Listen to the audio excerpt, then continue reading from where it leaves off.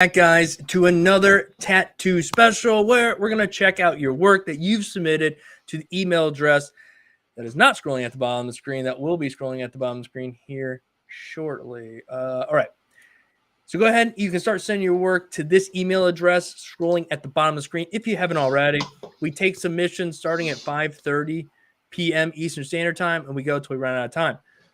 But before we do any of that, we are going to be checking out the work that was submitted via the Tattoo Challenge email address. Okay, so if you want to be a part of the Tattoo Challenge, make sure you get your work submitted before Sunday.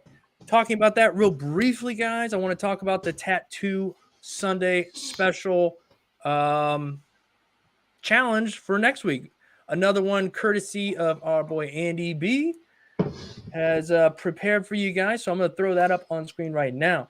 So again, this is the tattoo challenge for next week. Again, keeping it kind of simple, giving you guys more options.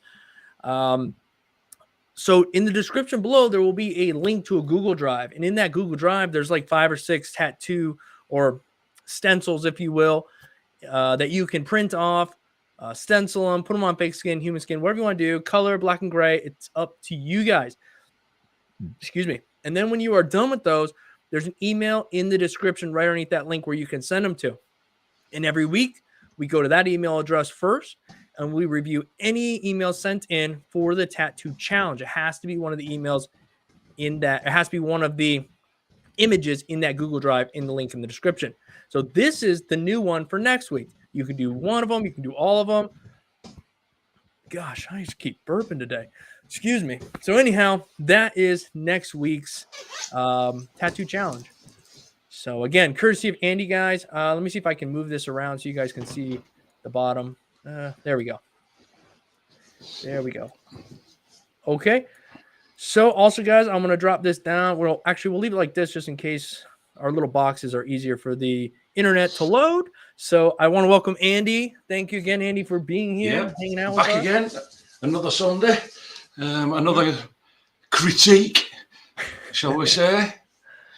Oh, shoot. Yes, yes. And I think it's going to be a good one, man. I think it's going to be a good one. I'm feeling it. I'm feeling good about this. I mean, we sent them some simpler ones out last week, and obviously they're going to do these this week. I won't be on with you next weekend to see critiques, but I'll probably drop in on chat. I've got to drop in on chat. Yeah, but like I say, unfortunately, I won't be on screen with you, but not unfortunately, Andy. You're going to take a break, buddy. Take a break. I am. That's it. I'm off on holiday. So, but I'll be interested to see what they've done with these. So I will be floating about. Right on, right on. Again, thank you, Andy, guys. Also in the green bubble there at the bottom, you'll see my Instagram, my Facebook, Andy's Instagram, Andy's Facebook. If you're not already, go ahead and follow. Support the people who are here trying to help you guys out. So with that being said, we're going to waste no time. Oh, yeah, real quick, though. I do just want to take a look at this creepy gnome. I like this gnome, okay? I personally, he makes me laugh. I don't know if that's a good thing or a bad thing, but I don't know. A lot of tattoo options out there for the thumbnail photo, but this one, I don't know. Maybe it's the colors. It's patriotic. You know, we got some red, white, and blue going on. But no, it's just funny. It's not good. It's not good, but it is hilarious to me. So anyhow, that made the title. That made the thumbnail. Okay, so boom. Enough mumbo jumbo. Let's see what we got here. Is this the right email address? That is not the right. We're going to go to this one. Here we go. Okay, we got a decent amount of submissions today, so it should be good. Also, guys, don't forget to give the stream a like. It means nothing to me, but it means something to the YouTube algorithm. So if you wouldn't mind looking it up, that'd be great. All right, here we go. Welcome from Bridgewater. Sorry, glanced over and saw that. Let's see. Tattoo critique. This is not one of ours from the challenge. Let me make sure I'm on the right email address. Okay, guys, this email address, we only take emails that are, or we only take your work from the tattoo challenge, right? So this is the email address for the tattoo challenge. The email address for us to just check out your work during the live stream is the one scrolling at the bottom of the screen. You can submit your work starting at 5:30 p.m. Eastern Standard Time on Sunday, And when we're done looking at the work submitted for the tattoo challenge, we'll jump over there and go in order until we run out of time. All right, we're going to check out the next one. This is also not. We're not doing so well. We're not doing so well here, Dave. No, we got another one. All right, this is trash as well. Sorry, guys. I mean, it's just about. We can't give in. Challenge. Unfortunately. This is here we go. Challenge. This is. Here we go. Yep. We got. Hi, Dave. This is from Jose. Hi, Dave. Hope I'm not too late for the challenge. You're never too late for the challenge. Any piece you want to do in that Google Drive down there and submit anytime you want. We'll always check it out on Sundays. I was trying to do some color, but it wasn't saturating as I wanted, so I just shaded the snake. Thanks in advance for the critique. All right, man. Let's take a look, see what we got. Okay. Again, we're not really sure how long you've been tattooing for, so it's kind of hard to say what this, that, and the other. But just looking at this thing, I think the lines are okay. Could they be better? Sure. You're on fake skin. I don't know what kind of fake skin this is. Doesn't look like real skin, but I've been wrong more times than I've been right. And it's okay. Overall, it's okay. I would love, and I'm sure Andy's going to talk about these leaves. Yep. When it comes to the snake, I'll just touch on that real quick. I'll leave the color work up to Andy. We just lacking some dark in here, right? It's very monotone throughout the snake. It looks like you did try to darken up some spots, but it's just not enough to give the contrast of curvature. It's just kind of overall has a sort of a gray tone to it. Which is okay, but we need some depth. There's no depth in this piece. So, all right, go ahead, Andy. Yeah, no problem. Like I say, I'm going to touch on color. Firstly, like you said, line work's not too bad. A couple of places it's got wobbles in there. It got a bit missing, but the leaves, general shape on leaves isn't bad. What I'm going to say, pretty monotonal, one green. Like I've said before, just you're doing leaves like this, just pick two colours, pick a tart green, pick a lime green, pick a golden yellow. One side of your leaf from centre stem, shade outwards. The other side of the leaf, start on the outside of the leaf, shade inwards. It will give your leaves so much more depth. And that's what I'm going to say about the leaves.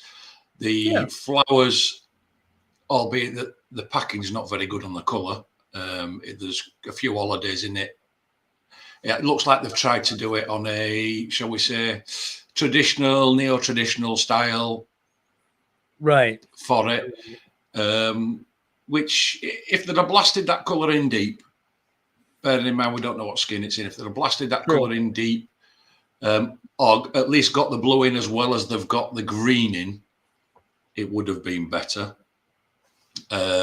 Same goes for the rosebuds. If they could have used a couple, two reds and maybe a pink, and that it's instead of just using one colours, try using 2 and 3s. It's going to take you work.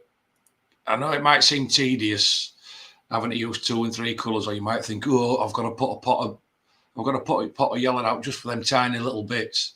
But do it. It's going to make such a big difference to your work, and it's just something you've got to get used to doing. Yeah, it does look like a thin fake skin. And he said it was some newer stuff he's tried. And there's definitely some good in here. Obviously, he's on fake skin. It's not on human skin. So that's always like makes it easier to critique because it's like you're practicing. You're working on honing in on it. Again, the lining's not too bad. Don't beat yourself up. Just learn from it, man. Yep. Thanks for sending that in, though. Jose, I appreciate it, man. I know he was in the chat. That's why I was like I said, throwing that out there that he said it was a new brand of skin. Yeah, just slow down. Yep. Look with these and slow down with your packing. Make sure it's super solid. Hey. Oh, this is on skin. This is on skin. All right, let's see. All right. Hi, Dave and Andy. I started my tattoo journey April of 2021. The first photo was done in August of 2021. The second was done in October 21. Practicing color packing on the same piece. The tattoo is on my... Happens to be the same piece from the... Doesn't it? From the tattoo critique. From the challenge? It's pretty similar to the well, it's very, very similar to what I put out. Yeah. I mean, it was done a while ago. I can't say anything because if it's a stock image, that kind of looks like it. So it's probably all right. We'll take a look at it. Yeah, it's cool. It was there. Whether it just happens to have done it 12 months ago, it was one of the images that we have put out there. So if he hadn't have put that in the description, I wouldn't have been there to tell. I wouldn't have known either. I think overall it's not bad at all. The line work looks relatively clean without zooming so far in. I think we just kind of look at it from about right here is fine. Again, yeah, the line looks pretty good. This shading could be a little smoother, but overall, I don't think it's bad in any way, shape, or form. Plenty of open skin. Yeah, which this design were black and grey. This will suit open skin. Just put your deeps and your creases, wash a bit of light out. It's fine. I just wish the line across the top of the crown of the head had been a bit smooth. It looks like it's got a pick up and a drop up. Yeah, right over here. Drop off. Yeah. And it's give it that bump, which because it's a single line, it does stand out. He could have got away with it because it's on the back of the head. He could have got away by putting a little bit of dark shading and just whipped out off that. It'd have hid all that on the back. That's just something. It could have been rendered like more complete, but it's totally up to the artist and client. If they want it kind of more open and breathable, one could really attack this in a much detailed, manner, I suppose. But from just looking at it, I mean, you can go from full on color to whatever, you know what I mean? I'm not right sure about the green diamond. Looks a little weak in this green. Yeah, the saturation is a little like. Yeah, it's looking a bit weak. Maybe it's in the healing process because whatever happened in here, if this is healed, this looks different. It looks like they went over it again. And I think that it's healed, and then they've added the green in, and they've either touched in a little bit, or it's just to the photo. Because looking at the right eye it looks grayer rather than blacker in the other photo. It just healed funny or something. Yeah. Well, overall, it's a couple of little flaws in it, and this, that, and other, but it's not a bad piece. Yeah, it's their take on it, and this is also what we're looking at. Yeah, not bad. Let's see what we got here. Is this? Oh, somebody else did a Yoda. Of course. Now again, guys, the piece that we put out last week was like a Yoda.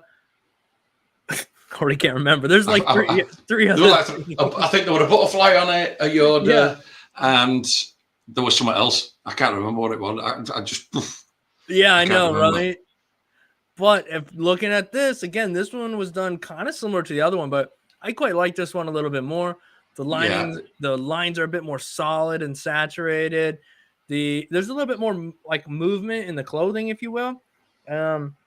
Just nice depth, not overly done, but well done. And then we have these light little shades in here for those softer folds and bends, and then a bit thicker. Yeah, not bad. I think overall. Yeah, I think this is a nicer one. Couple of little places right here and that you can see where it's probably double band line where it comes off top here and comes in. But he's used a little bit of whip shading in it and some lighter tones. He's got some darker tones in there. But for all intents and purposes, you look round, the little claws where they should be sharp are sharp. Where they're round on ends at fingers, they're nice and round on ends at fingers. He's got the nice curves in the palms.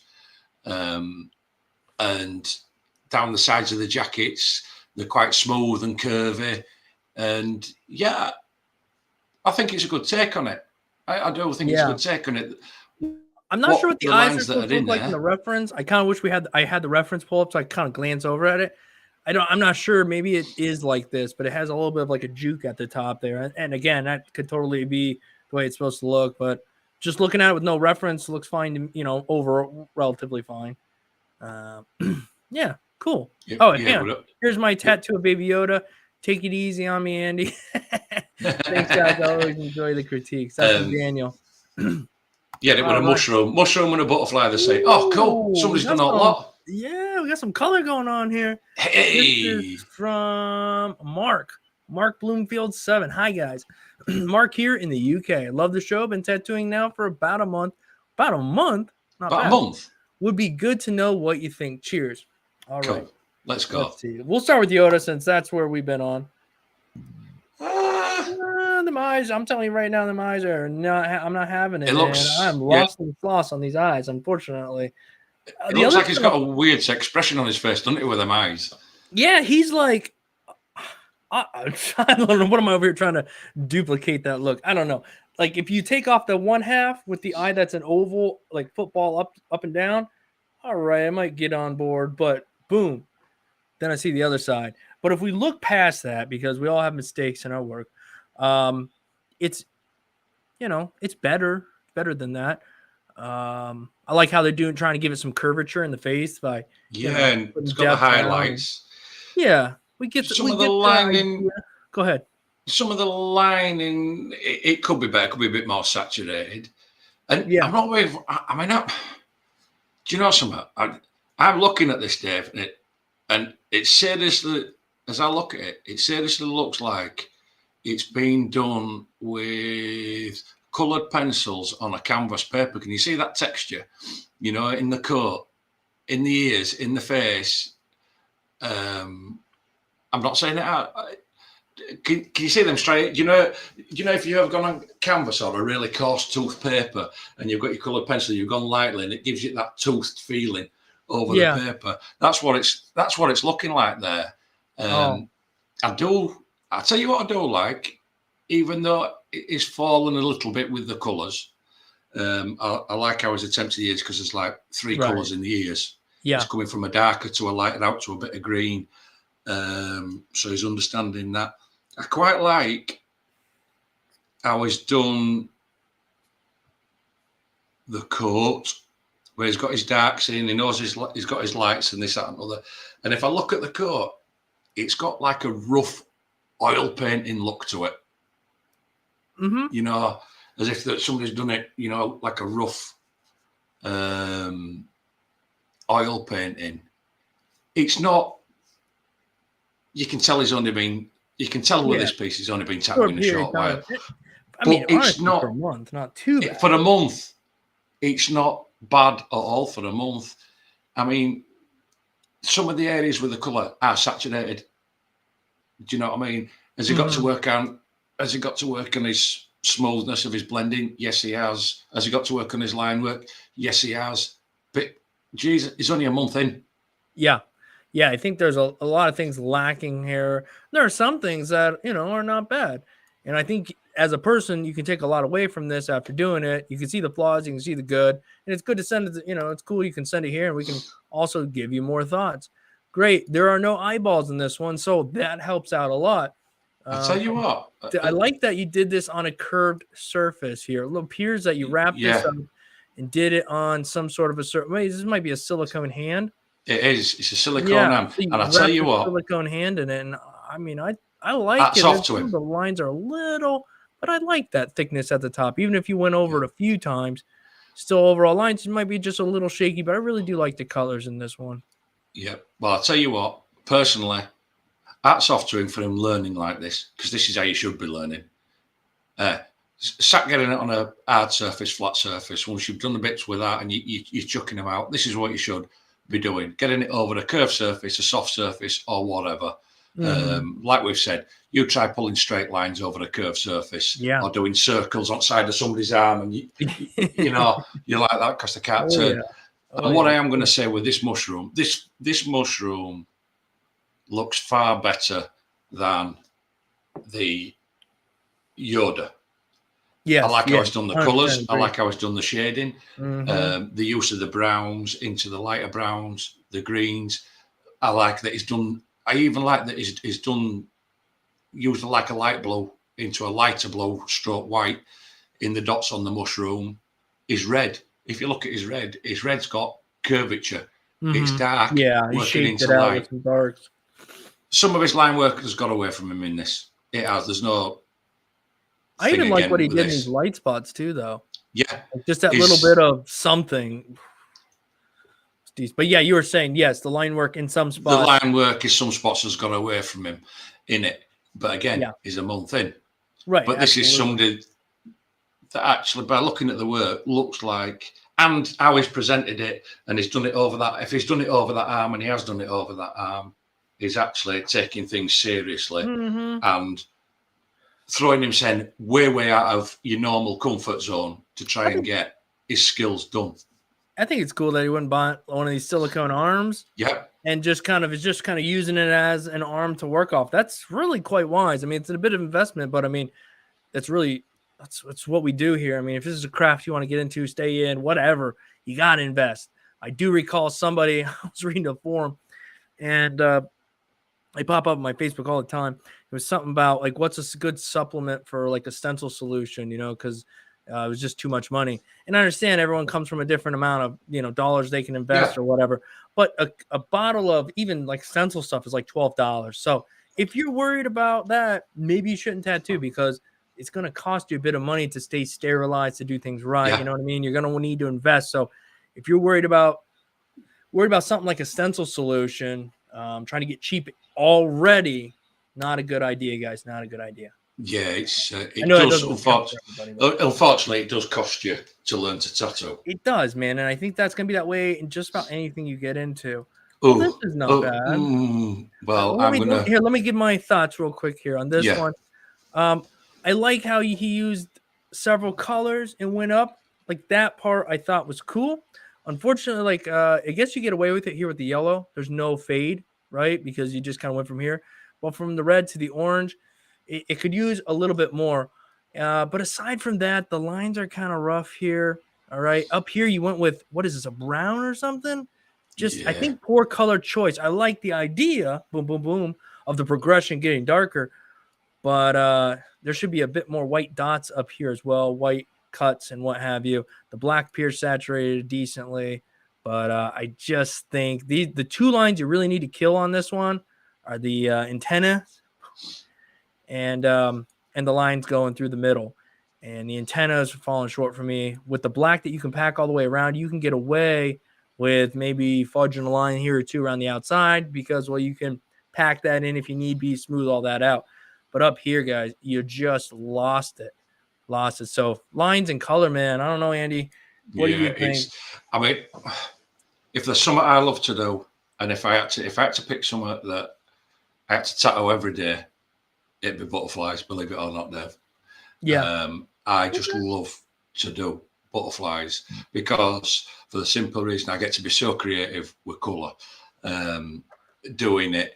The black is very heavy on this, and the veins through the wings are, in relation to the size of the wings, are too thick. They should have been thinned down. And generally what you'll get with the butterflies, in bite body you'll start darker and then you work out, and maybe then your lower wings will be slightly darker than your top wings and they'll fade out to lighter colours. Like you say, they've used a brown on the very uppermost outer parts of the wings there. Yeah. Where that should have been, maybe they've used up there, they could have used a red and a yellow, faded into a red and a yellow, or an orange and a yellow up there. This has missed the mark for me. Out of them all, unfortunately, I'm going to say this is the roughest. That just need to pay a bit of attention on to working with and trying to get your veins and your wings quite nearly as similar and quite dainty and thin looking. But yeah, I'm not a fan of this. There's a lot of work needed. And usually when you're doing a butterfly, I don't know about you, but I'll use 8, 9, 10 colours, even of varying shades and sorts, with about even with about 5 caps of white out. Yeah, even a basic butterfly that is normal yellows and oranges, where it just looks like, there's a little yellow and orange, but there's like 4 oranges and 3 yellows. So even in just a single two-tone kind of a butterfly, there's still, plus I pour out way more colors than I need just in case I need them as well. So, but anyhow, I agree with you, Andy. Definitely should be. Yeah, and I don't know about you, Dave. I start out with the butterfly. I'll just mark out, let's say I'm going in with dark blue. I'll put a little bit there and I'll put a little bit there and down here and that, and then a bit of light blue. Then I'll use a bit of pink out here and a bit of green and a bit of purple. And then I've got it in. And then from there, once it's roughed in, I'll go back and then, on a bit of blue, but I want dark blue. And it's like, but I won't tone it out. I'll use either a deep purple or a really dark blue or a dark brown or even a dark red. to tone them out. I mean, last thing, if you're doing a bright colour piece, to tone anything out is black. It just muddies your colour. And with stuff like this, putting black shading underneath your colour, I won't really advise it, because then it starts giving a, how can I put it, more of a traditional feel, / neo-traditional feel, and that's not what you're aiming for on something like this. You're aiming for something that's a little bit more dainty. I thought of a better word, girly. Do you know what I mean? A bit more delicate. That's a better word. A bit more delicate. Yeah, I would say overall for a month, you know what I mean? Doing good. And we really dig the way you're practicing as well. Yeah. Having that arm and whatnot. And if you're 1 month in and you're already practicing like this, it's a good thing. It's a good thing to see. And the mushrooms, definitely the nice one for me. But like you say, a month in, good work. Keep on going. Sure. It takes time, but keep on going. You're going in the right direction. Yep. Sorry. But was asking if they could share their Unknown was asking if he could promote his TikTok. Like, absolutely, do whatever you want. Fine, yeah. It's nice of him to ask. I thought that was really cool, but really, I don't care, guys. Share whatever you want to share with each other. It's what it's all about to me. I do not care. I'm just here for the fun and to help you guys out, hang out with Andy. You know, not done, but thought I would share. Okay, fair enough. Yep. Hey, okay. That's, you know what? That's relatively clean. That's on that is on Real Skin, the brand Real Skin. And minus a few little things here and there, very little, like it. Definitely. I think it's pretty good. It could use a little bit more consistency, maybe with those smaller needle groupings. Yeah. You know, but really dig the line weights. They messed with a thicker liner and a thinner liner, or maybe a round shader and a liner, but overall. And like you said, Kodos for sticking his hands up saying it's not done, but here's my line work. Here's my line work. Have a look at it. Like you say, some of the thicker lines could be a bit more saturated, whether he just needs to slow his hand down a bit or knock his machine up half a volt, you know, to suit just for thicker lines. And just pay attention again to some of the thinner lines, just to make sure it's a bit more saturated. Right. Overall, the line work's not completely awful. It's going in the right direction. Yeah. Like it. I mean, he could go back in with another pass, touch them lines up, colour it in, black and grey, whichever way he wants. Bang, job's done. Yep. Not too shabby. Again, I don't know how long you've been at it. That does help a little bit, be honest, you know. Yeah, overall, not bad, man. Not bad. Very cool. All right. Yeah, we're in for an all-day combined. Oh, look at this. This challenge, I wanted to see how far I could push myself with color. So I took all 3 images and incorporated them all to look like one piece, and also added a blue moon. Sweet. Very cool, man. Just fun, you know. It was all going well until I tried to pack white into the bottom of the mushroom, and I had a nightmare and ended up chewing up the skin a little on the bottom of the big mushroom. It's fake skin, so, you know. I then tried to disguise it with gray wash, but ended up making it look worse, so lesson learned. Hope you are all well. Hi to the boss lady, and big shout out to Smoke. Shout out to Smoke. We love you, Smoke. Appreciate all your support, man, hanging out. Danik, Smoke, man, we get to know you guys. All right. Yeah, I love how bright it is. Like, there's no real heavy dark. But with that being said, my favorite part is probably this part of the mushroom and a bit of Yoda here. So I do see where he kind of tore it up down here a little bit. Lesson learned. I like the jacket. I like Yoda's ears. Yes, Yoda's ears, that pink. I like that contrast between the green and the pink. The butterfly, I think for me, it's a bit jacked.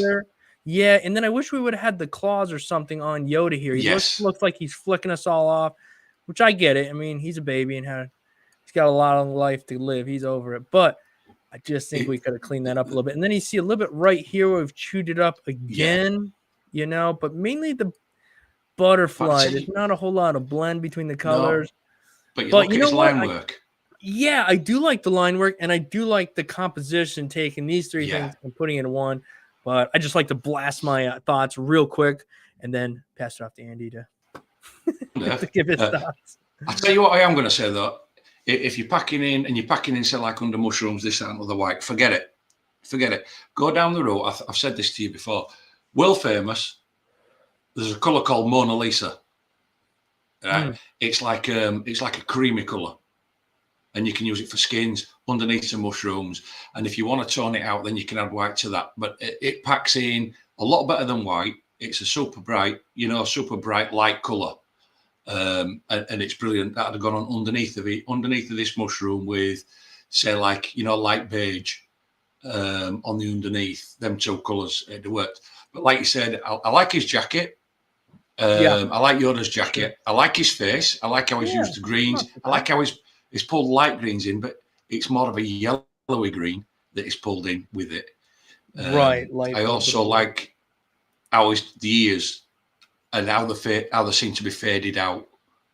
The red in the mushroom is packed in nice and it's solid red.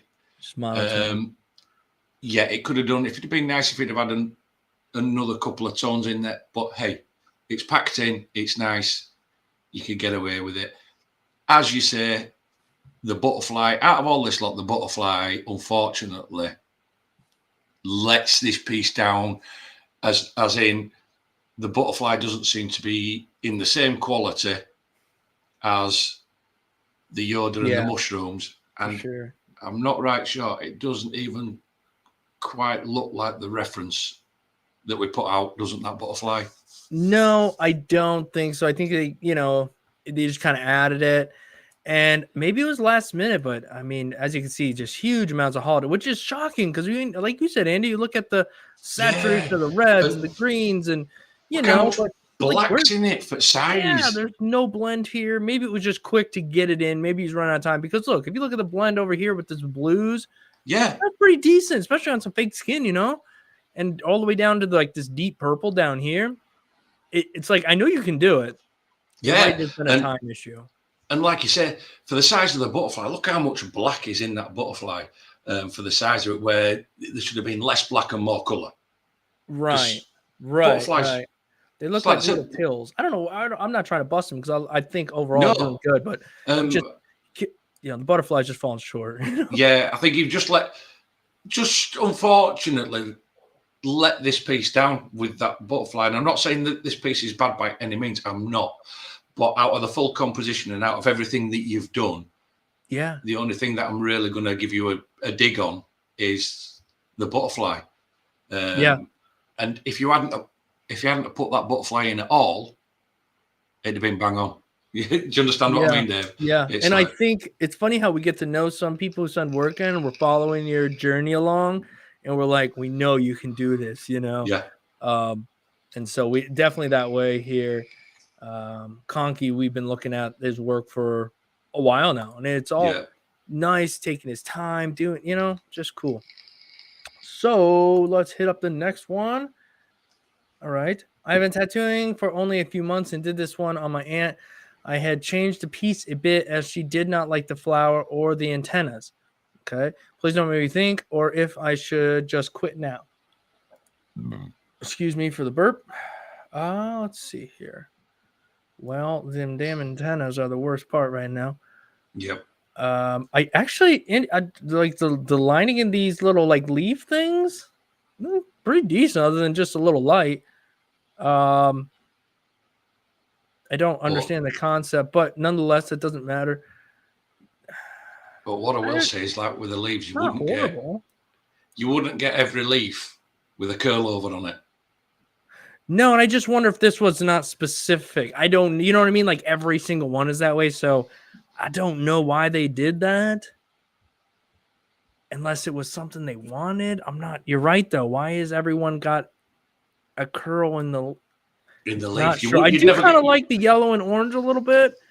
Yeah, I mean the butterflies off it.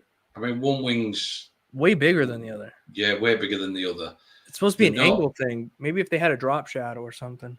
Yeah, but I mean, it dropped the ball Yeah, drops the ball on this one. What I would say to you, Terry, is look, we know you haven't been practicing long.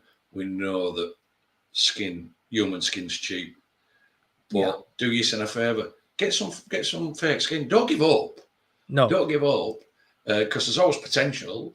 And I'll be honest, it's not looking overworked. Do you know what I mean, Dave? It's not looking. I wouldn't say that the skin's looking particularly angry and chewed up and this, that, and other. All I would say is get yourself some fake skin. Have a play around. Get used to your machine. Get comfortable with your machine.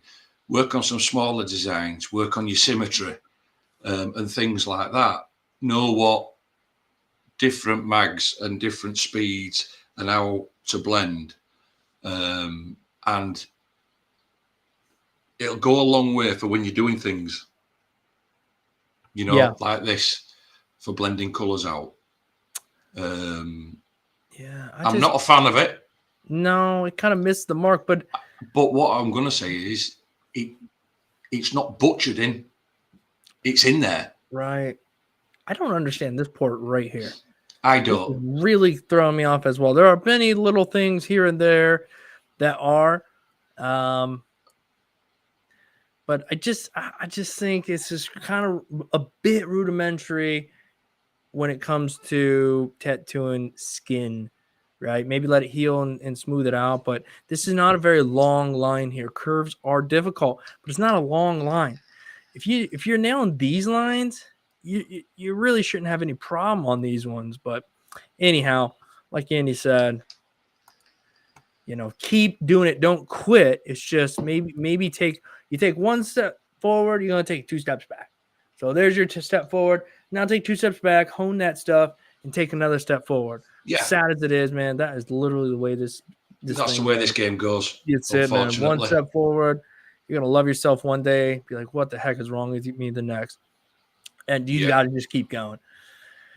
If you want this. Hey, guys, this week didn't go as good as last week. I ran out of time and started rushing my shading, so I stopped. I did this twice. I do redraw all the artwork you post in Procreate, trying to learn Procreate at the same time. Thanks for the positive feedback last week. Fine. Thanks, Chris. That's smart. All right, let's see what we got here. Oh, whoa. Cool. Dude. Okay, let me soak this. All right, I don't even have to look at the rest. I really like how he shaded this up here. Yeah. Man, such a different thing and so much, I don't know, movement, depth. I don't really know what the lingo is. And then to put the little bits, I really like that. And the lining is not bad. Yeah. His attention to detail and the gradation coming across hat of this mushroom, from the purple right through to the light pink. Even is two-toned in the spots on the mushroom. Really nice, really smooth across. The line work looks to be in there. It's got his fatter lines. It looks to be saturated. It's a shame you run out of time. Yeah, I would love, Chris. I would have loved to have seen, with how you've done your colouring and your gradation across the hat of the mushroom, I would really like to have seen. What do you say, Andy? We should ask them to finish it and submit it next week, right? Yeah, if he wants to do that, by all means. That'd be cool, man. By all means, yeah. You just see some and you think to yourself, it'd be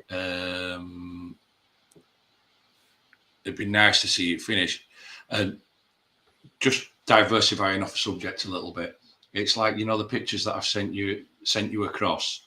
If you notice, there's a heart diamond and there's a flower in there. Now there's somebody's work that we've seen, and I'm not sure if they're in here. Is it Art You Later? Is that the one that does that micro? Yeah. I think she's here. I think it's a she. I don't know. I think it's a she, and I think she. Art You Later. Is it her that does the really fine? I think it's her. Fine line, real black and small grey. stuff. Yeah. And when you look at two things and you think, I'd love to see what you do with that art diamond. Yeah. And what you do with that flower. And when you send something over and you think to yourself, that's one thing I really like. Yes, it's me and it's a she. Cool. Yeah, it sounds like, oh, we got it right. That's a we got it right. But you know, when you see two pieces on a piece like that, and you remember somebody's work, and you think to yourself, yeah, I'd really like to see what this person could do with these two, especially that heart diamond. Oh, I just realized, Andy, there's another one. Oh, okay, it's the lining. Okay, my bad. Cool. Sorry, I didn't mean to cut you off. I just realized, oh, dang, I can click over. I can click over again, too. Okay, we clicked. Oh, we did it twice. Oh, I see. Oh, wow, cool. What an improvement.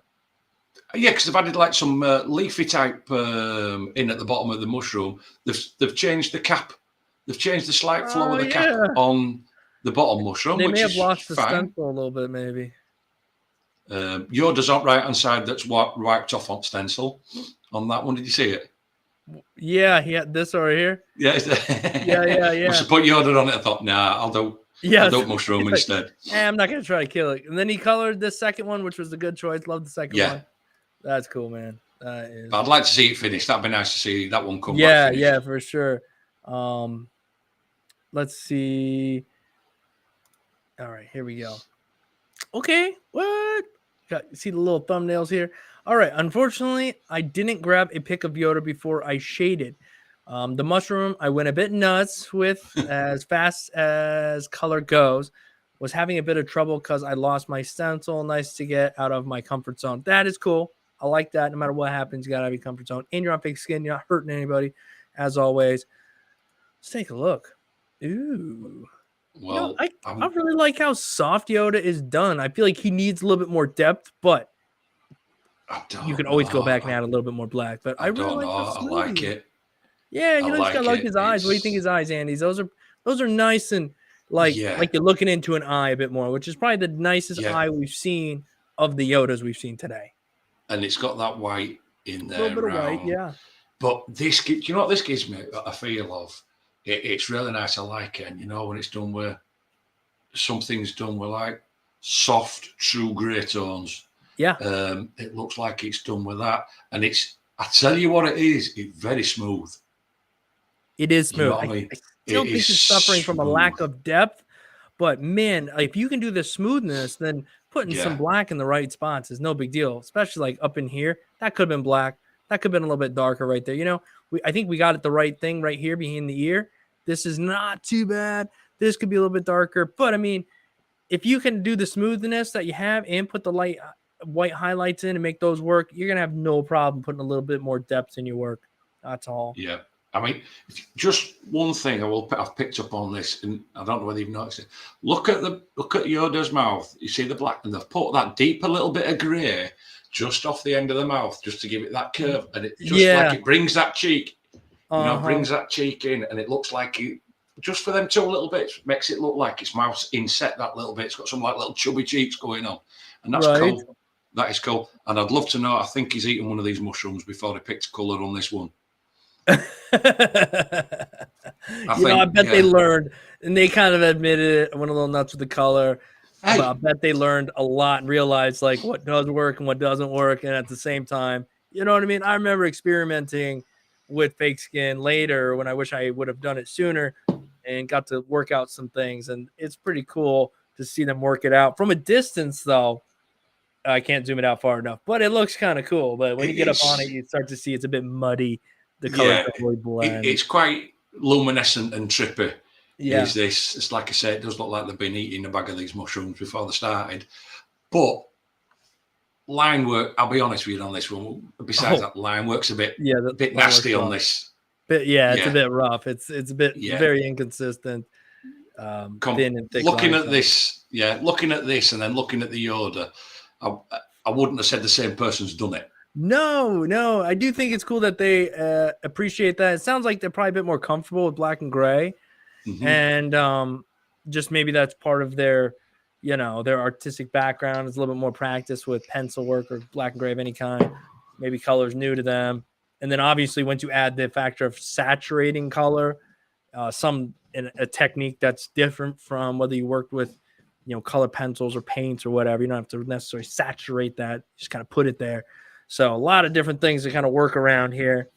But you're right, Andy. The line work is rough. The color work is just, it is what it is. You admitted it yourself. So cool stuff though, man. Definitely. Thanks for Don't like sending the those in. Yoda.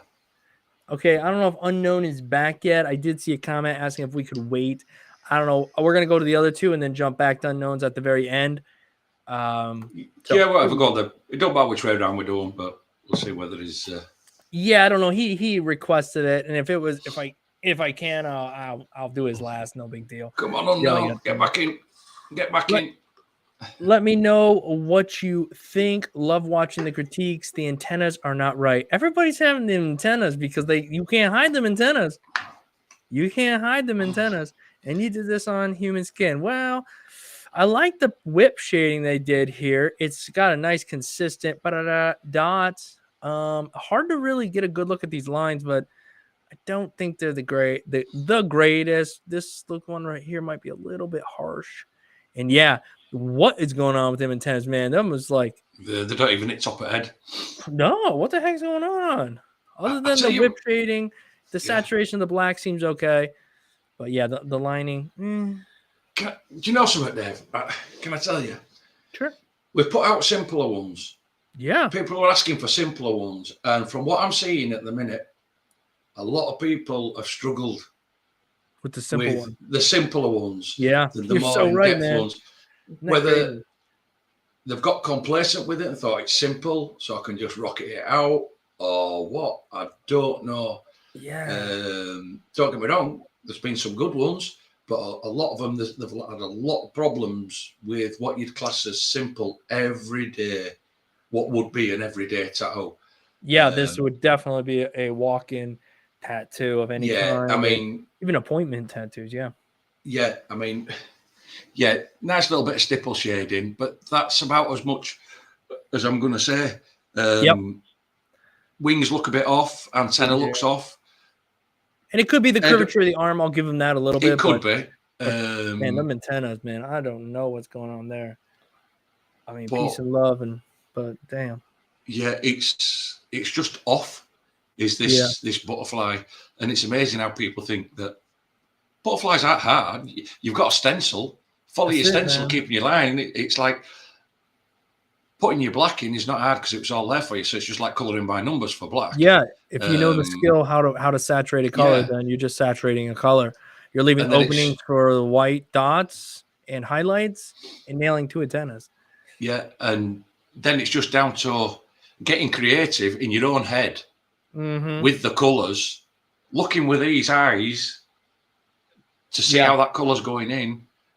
Like we've said umpteen times, jump on Google, print yourself some reference out of a nice butterfly that you like, whether it be all orange, all green, whether it be blues, greens, and everything. Oh, I like that colors. Put it down at the side of you and work off it.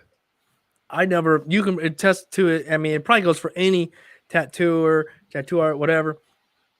I do not tattoo unless I have a reference. For the most, like, I need something to go off of. I'm not going to dream this stuff up because my dreams are not going to be accurate. So again, like Andy said, you got to have a reference. You got to look at it. So, and a stencil. If the stencil goes on the skin and the stencil don't look good, or you're missing parts, or you're feeling weird about it, wipe the doggone thing off and put a new one on again, because you're only going to hurt yourself later on. So, at the end of the day, this is on some. If it takes you 5 attempts to put a stencil on, this thing's on somebody for life. Yeah, you know what I mean. So I don't care whether it takes you 2, 3, 5 attempts to get it on. You get it on, you get it on right, and you get it in the skin right, and you get it looking right. Because you're branding somebody. Yeah, and later on in life, you're going to get better at seeing it. You might lay a large piece and part of it's kind of missing, and you go back in there with a marker. But, I mean, I would have been scared to do that at a certain time. Now, not so much. But that's the thing. Like, if you see other people doing something, they might be able to do it. You know what I mean? But give yourself the best shot at success and make sure that stencil's on solid. But thank you for sending that, Daniel. I appreciate it. I hope that what we had to say helped you out in some way, shape, or form. Okay, we have a snake from Anthony. Then we'll jump to Unknown. Hi, guys. I've been so busy lately. I'm falling behind, but still wanted to participate. I'll be resending this when finished. Thanks for all you do for us. Cool. Can't wait to find out how Andy's new machine is working for him. Yeah. That's what took us a few minutes before we jumped in here, guys. I had to get the down low from Andy, and it was, Multiple bits of questionable. All right, Andy, I'm going to use the urinal for a moment. I'm going to scroll through this real quick so you can get a look, and then I'll give you a decent spot to look at it from. That way you can get a decent kind of zoomed in look here, my man. Yeah, just pull it out. He's added like a moon and that to it. Yeah, just pull it out a bit, Dave. It's just get me to the middle. Is that okay? Just a little bit further in. Zoom in a little bit more, Dave. Zoom in. Right. That'll do. That'll do. Okay, I'll be right back. Yeah. Well, like I say, snake. I mean, people seem to have done better with this challenge than what they're doing with the butterfly challenge, and it's a lot more. People were saying it's a lot more complex. At this stage, it's just a series of lines. You've put your stencil on. Like we said, as long as it's dry, you're only following your lines, following your line weight. And for all intents and purposes, it's not a bad attempt. There's some good, nice, solid lines. I prefer the line work you've done around your open flowers. You've got some good ones, especially the one in the top right. Some of and they're smooth. They're not shaky. They are actually continuously smooth. I don't see so many pick up stop start points. There is a few, but not so many. Your leaves, the shape of them, some of them just fall off, the veins down the middle. Some of them just fall off. You could have just put one black line with a 9 round shader, 14 round shader down the center. But your veins, watch your veins of your leaves as they're coming off, especially with this one, because there's so many. You can see, you should be able to see with your own eyes at this point that they're shaky. And they're supposed to be smooth, even. And this is what we're saying about having your own eyes, about being able to sit back away from it, look at it and think, well, I've done first leaf. They're not quite as nice as I'd like them. So you take that little bit of extra effort on your second leaf, look back. Yeah, that's how I want them. Carry on doing what you want to do with them. But generally, it's not bad. People seem to have done better with this one than they have with the butterfly. And it's madness. It's absolute madness how they've seem to have done better with this than they have with a simple butterfly. But it's like I say, crazy, huh? Yeah. Your little circles, the little circles inside the flowers seem to be nice. This is relatively decent, huh? Yeah, the snake's smooth.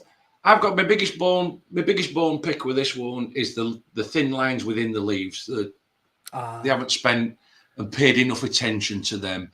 They've got away from them, the crooked, the wobbly. Instead of doing one leaf, standing back, look at it, think, yeah, I've got it. Do your next one, pull back, yeah, I've got it. You know, they just seem to bring head down and go jump, jump, jump, jump, jump, jump, jump, yeah, jump, jump, jump, jump. Because there's so many lines. Right, I used to feel that way for a while there until I realized that every line matters, and it doesn't mean you're going to get every line perfect, but you got to try, you know, and not to get in that tunnel vision of, gosh, I got so much to do. Just try to get through it, but try to stay focused throughout. Patience is a big one. But you know what, Andy? It's wild. You're so right, though, man, because I feel like we got so many comments, well, a few comments about how these other challenges were just too hard, like the snake and some other ones. Why so hard? We're learning why so hard. But at the end of the day, they're just lines. Whether they're however you're doing them, you're doing them. Whether you're doing them on a Yoda, on a butterfly, they're lines. So it shouldn't really matter. But I think what people did is when they decided, you know, I'm going to go for one of these harder ones, they were more in the focus. Like, I really want to try to do my best. But when we came up with these easier ones, if you'll call them easier, doesn't necessarily mean they're easier. In fact, there's less lines, meaning your mistakes are even more noticeable. It seems like we, you know, got complacent or something. Just kind of like, screw it, man. Yeah. So anyhow, that's my thought. But nice job here. I imagine Andy hit all of it. Yeah, it's right. And, all right, Unknown. Look at that, man. Your timing's phenomenal. I just want to let you know, Unknown, I hooked you up, buddy. I literally, as you can see, yours is right here. I figured I'll do yours last, whether you're here or not, but you're here. So here we go. On skin. Oh man. Okay, buddy. This is gonna. Let me see if there's any. A lot of word. Okay. Hey, Dave and Hawkeye Andy. Here's my try. Sorry for modifying it, but hope it's okay. I did this on myself. It is not complete, but what is missing is coming with gray wash. Hope you like it. Cheers. Sleep from the Unknown. Okay, let's start at the bottom here. Oh, he's done this on himself. Okay. Oh, he's got the snake and stuff coming out of the skull. Okay. Obviously, this one's a hard one to view from, but he sent of quite a few. Damn. I don't know if that was planned out to do the black and white glove thing, but it looks kind of cool. Oh man, my stomach hurts, man. I ain't even doing this. What I would say to what it does look. What I would say with this, it's hard to get a thing. And what I would say to me, it looks weird because skull's upside down, so it looks really, really weird. It's the composition. I don't, you know what I mean? I mean, I can just looking at this. Some of these around the outside lines are a little, you've worked them a bit. Overall, I think when this heals out and everything, no one's going to be up on it. But from a critiquing standpoint, yeah, those lines are a little bit on the rougher side. Like how they did the eyes though, and this depth that he got out of parts of the skull. Let's keep moving across until we find another photo we feel like we can get a good. Okay, I think. All right, yeah, we're gonna have to pick one of these photos. Maybe this one, I guess. And we'll get a little closer. I mean, some of these lines are a little bit, but I don't. Maybe you're trying to hold your breath. But the other thing as well is he's trying to do it on himself. That's rough, and it's in an awkward place because you're looking downhill on it. Yeah, some of them lines are a bit thing. I mean, I've seen another one of this design, the snake design. Yeah, being put on skin. A lad that must be on channel and it is on me Instagram. Lee Ink King 1. He's done this that snake design on somebody's skin as well. And it's just outlined at a minute, but I'll be honest with you, Dave, it's spot on mint. Yeah, what that kid's done, it's spot on mint for line work. But this is so hard to do it on yourself, looking down. It is, man. I would have to throw the beard out of the way. Is it perfect? No. Has it got faults? Absolutely. Yes. We can see light lines where you've double banged them, and it looks like some of them you've been looking down and you've gone. You've had to go across because when you're looking down at this angle, you can't tell whether it's in properly. So you're going to go backwards and forwards across it a few times. Yeah, and you got to be in front of like a mirror too, and then even the mirror flips it backwards, and it's got to be pretty awkward. I've never tried to tattoo my stomach. I wouldn't. No, I won't. To you. I mean, I won't do it on my stomach. No chance. No, I don't think this tattoo is jacked. I don't think either one of us saying it is in any way, shape, or form. It's definitely, like Andy said, it's got its imperfections. It's not terribly large, even though it is kind of large. But like looking at this, it's probably, about yay big. So a lot of smaller details, like you said, to try to look down on. But hey, you went for it. You didn't butcher it. Shading would probably help it out a lot, actually, if done nicely. But yeah, it's mainly the lining here. Yeah, okay, dude. Unknown, man. Wicked. Well, stomach is that last one of them? That's the last one of those. Yep. Yeah. I'll just while you swap over onto other and are you whacking thingy one up? I'll just take a pit stop. Sounds good, man. Sounds good. I'm gonna jump over right now. And also, real quick, guys, since we are done with that one, I might as well talk about the tattoo challenge for this week. Now, again, in the description, you're going to see a link to a Google Drive. You can click on said Google Drive. It's going to open up a series of images, and you can tattoo any number of those images on real skin, fake skin, whatever you want. Color it, shade it, whatever you want, and then email it to that email in the description below. It's tattoomesomething@gmail.com, but it's reserved for only tattoo challenge tattoos. Okay, so again, that's in the description. And this piece you see over here right now is another series of small little pieces, that will be in that description as well. You can pick to do one of them, all of them, doesn't matter. But remember, easier doesn't necessarily mean easier.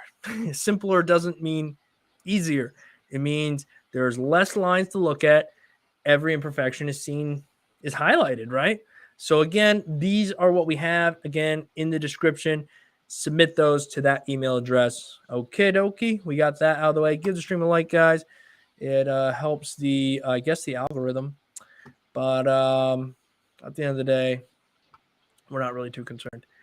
Here we go. Let's scroll to 5:30. Oh my goodness, we have a lot here. All right, 5:30. We got Peter. We're starting it off, guys. On Sundays, when you see us, go put the thing out that we're going live at 5:30 p.m. Eastern Standard Time. You can start sending your work to the email scrolling at the bottom of the screen, and we will go in order for the next hour. So we have 2 hours is the length of the live stream. We do the tattoo challenge stuff first. We go through all those that were submitted. Then we jump over here, and we have 1 hour left. So let's get to it. Hi, Dave. Greetings from the UK. I'm self-taught tattoo artist with under 2 years shop experience. Would love to hear what do you think of my work? Okay, there's a lot here. Let's just click on one. Oh, yeah, I think this is pretty cool. Really cool. I like the silhouette down here at the bottom. The composition's cool. I like that you're using a depth of grays. This almost looks like pure grays, if you will, right? So we have black, we have dark gray, medium gray, and then we fill that in with some white. I like it. I think it's readable. I really do like the horns up here and whatnot. Yeah, I wouldn't really. I mean, for just a couple years, this looks solid, dude. I like it. I do. I think people would like it as well. Looking at the reference you have over here, yeah, not bad. I think maybe you could add just like maybe one more shade in there to help fill some stuff out. But again, that's just 2 pennies of thoughts for me. Let's jump over to the next one. Yeah, this is solid too. Really like this as well. The shading looks good. The depth is solid. The whites are there. The eye looks really nice. Overall, really dig this one as well. Oh, yeah, here we go. We got a little portrait going down. Very nice, very nice. 100% see the likeness of this. I think this works as a portrait. If somebody came in looking for this piece and you gave them this, they would be totally happy with it. And I'm sure that they were. Very nice. Yeah, nothing to critique here. Oh, this is dope. Just from this fits her. The motion, the curve around the hip there and how it runs around the leg. I don't even know what I'm looking at yet, but I think it's cool. It's heavy, but it's breathable. Oh man, this is cool. Let's get in there. Look at that thick. I mean, obviously they're not running a liner that's that thick. We'll call it an outline, but clearly something, they're probably magging that thing close. But really cool. Super thick and bold. Yep. Yeah, it's bulletproof. It's not going anywhere in that. Nah, that thing's nice. That is nice. It's not overly complicated, actually. Very nice. Okay. I couldn't see it. I don't know. I got lost in this blackness right here. I was like, what the heck am I looking at? A horse? Yes, clearly see it now. Nice. I do like that little like relief around the outside of the piece there. Got that. What is that Nordic look going on it. Nice shading. I get that, metal look. Highlights are in the right place. Just overall nice. Nice. Heck yeah, man. Very nice to check out your work, Peter. You're doing fantastic, my friend. For 2 years. Right on, dude. Right on. And we have another Peter. Spelled slightly different. He says, hi, guys. My name is Peter. I'm 19 years old. I'm trying to get to hyper realism. Hyper realism, black and gray. And I don't know if 3.2 millimeter stroke is enough and what cartridges are probably best for that style. What are your tips? I'm not going to tell you exact needle brand to use, but I will say bug pin of some kind, whether it be 10 gauge, 8 gauge, super thin. It's going to give you, or super, the diameter is really small. It's going to give you a really, really, really smooth look. But I think number 10 is probably my favorite, all round, decent. And if you're concerned 3.2 millimeters not enough, go up to 3.5. I like 3.5. It's very common. Let's take a look. Excuse me. This is a cover up. I don't know why people cover something up with a tattoo that has a lot of openness in it. He could have done it. He could have done this and he could have covered it up. Instead of using grey wash, if they used true greys, he could have done it because it's like colouring. It would have covered it. I totally get. I've been playing around with them myself, and I totally get where like that Mr. Reyes is coming from. With the true greys, right? Because you do them and you mix them yourself, and you mix your colours, your greys up yourself. They're smashing over, a lot of stuff. It's unbelievable what they will actually cover. But this guy says he's heading towards, wants to head towards hyperrealism. unfortunately, you stuck at a very early illustrative stage at the minute, using all these lines and the type of shading that you're using at the minute, my friend. You stuck at a very, very early illustrative. Yeah, I think the best part of this piece is like these leaves down here and parts of this flower. Not that they're hyper realistic or anything, but yeah, I think that's a good goal to have. Nothing wrong with being like, I want to do hyper realism, and realizing that you're not there, and that you need to refine this stuff first. You know, got to refine this and get some solid depth into this. Realize that with our standard gray washes, we're not going to like cover tattoos, right? I mean, we clearly see there's something here. And that's why cover up is done in the front end on the design, not on the execution. I mean, in my opinion. So let's take a look at the next piece. Okay, this is better in my opinion. Some of the lines, you know, they're not perfect, but who is? I still think this lacks a bit of solid depth, man. I don't know. I think you need like 30% black in your tattoos to sell it. You know, I mean, 1/3 of the tattoo we try to be black. Don't overdo it. That's the tricky part. Overdoing it or underdoing it. You can still get away with less. I'm just saying that's just kind of like a rule of thumb, if you will, when black and gray. Yeah, I mean, what I would say, Pete, is Peter, look, if you wanted to go into hyperrealism, what you need to do is you need to be able to draw at least realism / hyperrealism on paper first. It's a must. Yeah. You're never going to go straight and do it on skin if you can't do it on paper. And I've seen and I've watched some of these artists that draw small hyperrealism stuff, and it'll take them 15, 20, 24, 30 hours, you know, just to do a small picture. Yeah, hyperrealism. Yeah, that's so it's doing it. You've got to get that down. This is, like I say, it's very, very early in your career stages. Black and grey illustrative. Line work it's shaky, it's missing. Little things like on the Olivia side, you should see where the ribbon curls under and it should tuck underneath. You should still see a bit of the ribbon coming through up to the leaf on the rose. It's missing completely, you know, for the direction that it's going in. Right. You should still see a bit. So it's little things. Even down to your script, my friend, you need to pay attention to your script. We had a lad on last week. His work was immense. It was great. And then he showed us some scripts, and you wouldn't have thought the same person had done it. Right. Do you remember? Because it was too, I don't know if you remember, Dave, because it was too fat in areas. He was the guy that was showing us. Yeah, remember he kept the piece showing like this. That's right, underneath. Like. And the script looked decent, but you could clearly see that it was way thicker than it was supposed to be.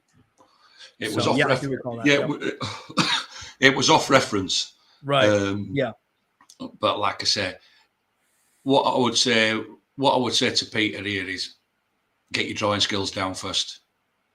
You know, if that's the direction you want to go. It looks like you need some to work on your actual drawing skills as well, in the background, because we've got, and then your fundamentals on your tattooing, because we have shaky lines. We have lines that aren't connected to other lines. They just stop and don't follow through. But end of the day, if not, just grab your stencil fake skin. Just get one single rose on its own and practice that hyperrealism. So they jump into doing another dove, I guess. And I mean, the flower shaded a little bit better. And again, maybe we're getting wrapped up on this hyperrealism. I don't know. But when you say that's what you want to go for, we're trying to like help you there. Again, there's a lot of lines in this for hyperrealism. There's a lot. I mean, if you do have a line, a lot of times you try to shade off that. Like there's a line there, you go black off of that line to kind of almost make that line not there anymore. Different things to do. If you have lines around it, maybe you have dark behind it. you know, it's tough. I mean, you're doing very those things we see all the time in black and gray, doves and roses. And so we've seen so many of them. The people have seen so many of them that when they're not done well, they know they're not done well. That's the tricky thing about doing doves and roses and stuff. They're so iconic. They're seen all the time that it can be done well, but if it's not done really well, then we're like, oh, okay. But I will say the lining looks pretty decent when in certain spots here. The flower, the line looks a little bit better. I see some soft shading happening here. There's a little soft shading here. I think overall you just got to kind of clean it up, keep cleaning it up, smooth it out. There's no definite answer that is going to tell us exactly what you need to do. I like that you put a reference here so we can see how big it is, not terribly large. Again, the flowers looking decent. We're doing some stipple work here. Clocks, I hate them because when they're off, and it's a little bit off out here. And I hate Roman numerals as well. Everybody loves them. They want them. They're a little bit blown out. You might just, using those really small needles. You got to back off them a little bit. They're super sharp. They're going to pierce that skin and they can cause a blowout real quick. Oh, geez Louise. Yep. So, again, you're shooting for realism, like hyper realism. You got a long way to go, and that's okay, though. That's okay. We all got a long way to go in what we're doing. You're 19, you got plenty of time. Like Andy said, if you're not drawing hyper-realism work, don't even dream of tattooing hyper-realism work. There's something called realism, semi-realism. Most stuff I tattoo would be like semi-realism, I guess, or like whatever you want to call it. But hyper-realism, that's a whole nother level, man. Yeah. And that's why, where I think that exercise we were on about before we come on air, I think that's where it might be a good one to run. I think that might be a good one to run. Yeah, maybe once we go to get off here, Andy, you can share that, and then maybe we'll maybe the 2 weeks while you're gone, maybe we'll message back and forth and kind of hash that out, see how we want to go about that. That'd be cool. Yeah. Okay, look, guys. I mean, it's all about you guys. Literally, it's about helping you guys out. So nothing we're doing here, we don't gain diddly from it. Like I said, when it comes to some people message me like, oh, you beat people up for money. It's like, we're not beating anybody up. And I think we make like $9 off of this video. I could do a million things that can make $9. Okay. So believe me, we're here because we just enjoy it and want to help. Andy, literally, it's like, what time is it over there, Andy? Midnight? 20 past midnight. Yeah. So, I mean, trust me, guys, it's only to help you out. And we're looking to try to do more to help you out as well moving forward. So, okay. Anyhow. Hey, Dave, here's a recent tattoo I did on some fake skins. Let me know what you think. Thanks, Tyler. All right. Ooh. Oh. I like this, Andy, because it's different. Stylistic. It's stylistic. Like there's shading and there's lines. Your brain's going like, what is this? I like it. Dude, yeah, the lining is solid around that thing. A little light in some spots, but go ahead. I just keep. No, I'm just saying it's striking, isn't it? It's very, very striking. Is this piece? It's both there. Easy to read. It's got open space. It's got shading. Yet it's grainy. But we see tattoos like that. I don't know what it. How were you on this one? Could I pick faults with it if I wanted? Yeah, I probably could. But could we pick faults in anybody's? I pick faults in my own. But I'm not gonna because. There's just something about this image that I like. Yeah, absolutely. You can't put your finger on it. It's just, it's fun to look at. And I think it works as a tattoo. It's breathable.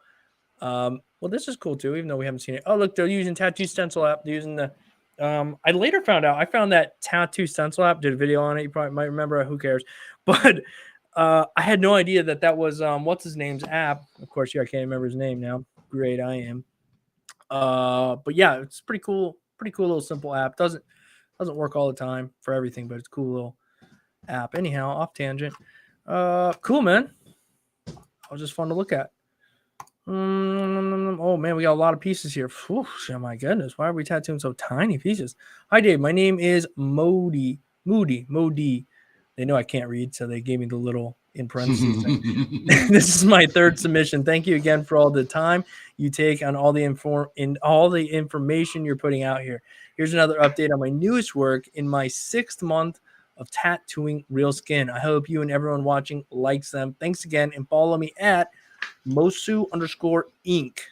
Fake skin, first time trying a realistic approach. Dot skull on myself. Henia mask is the most recent. Sadly, I probably won't remember any of that. Oh, that looks solid on the foot. Yeah, that is clean on the foot, in my opinion. Just a quick, yeah. That's nice. It's a bridge at foot, not much skin behind it. It's a blowout zone. Right. I mean, it's, and yeah, I like his take on it. Yeah. Lines are there, sharpness is there, clarity is there, shading, dark, solid, man. That simple work is smooth, and like even just putting it in and as a shade, just nice. Bet it don't look as good as that in 6 months after it being on top of bridge at foot, but that's nothing to do with his tattooing. That's just to do with where it is. Right. You know what? I like a lot of this. It always stinks when you do a tattoo and like 99% of it's like rock on, but there's those one or two things that just you don't even notice till you take photographs. And that you probably did notice it as a artist, but this right here, you know what I mean? These two lines right here are kind of killing it in this photo because you have all these pretty well executed lines.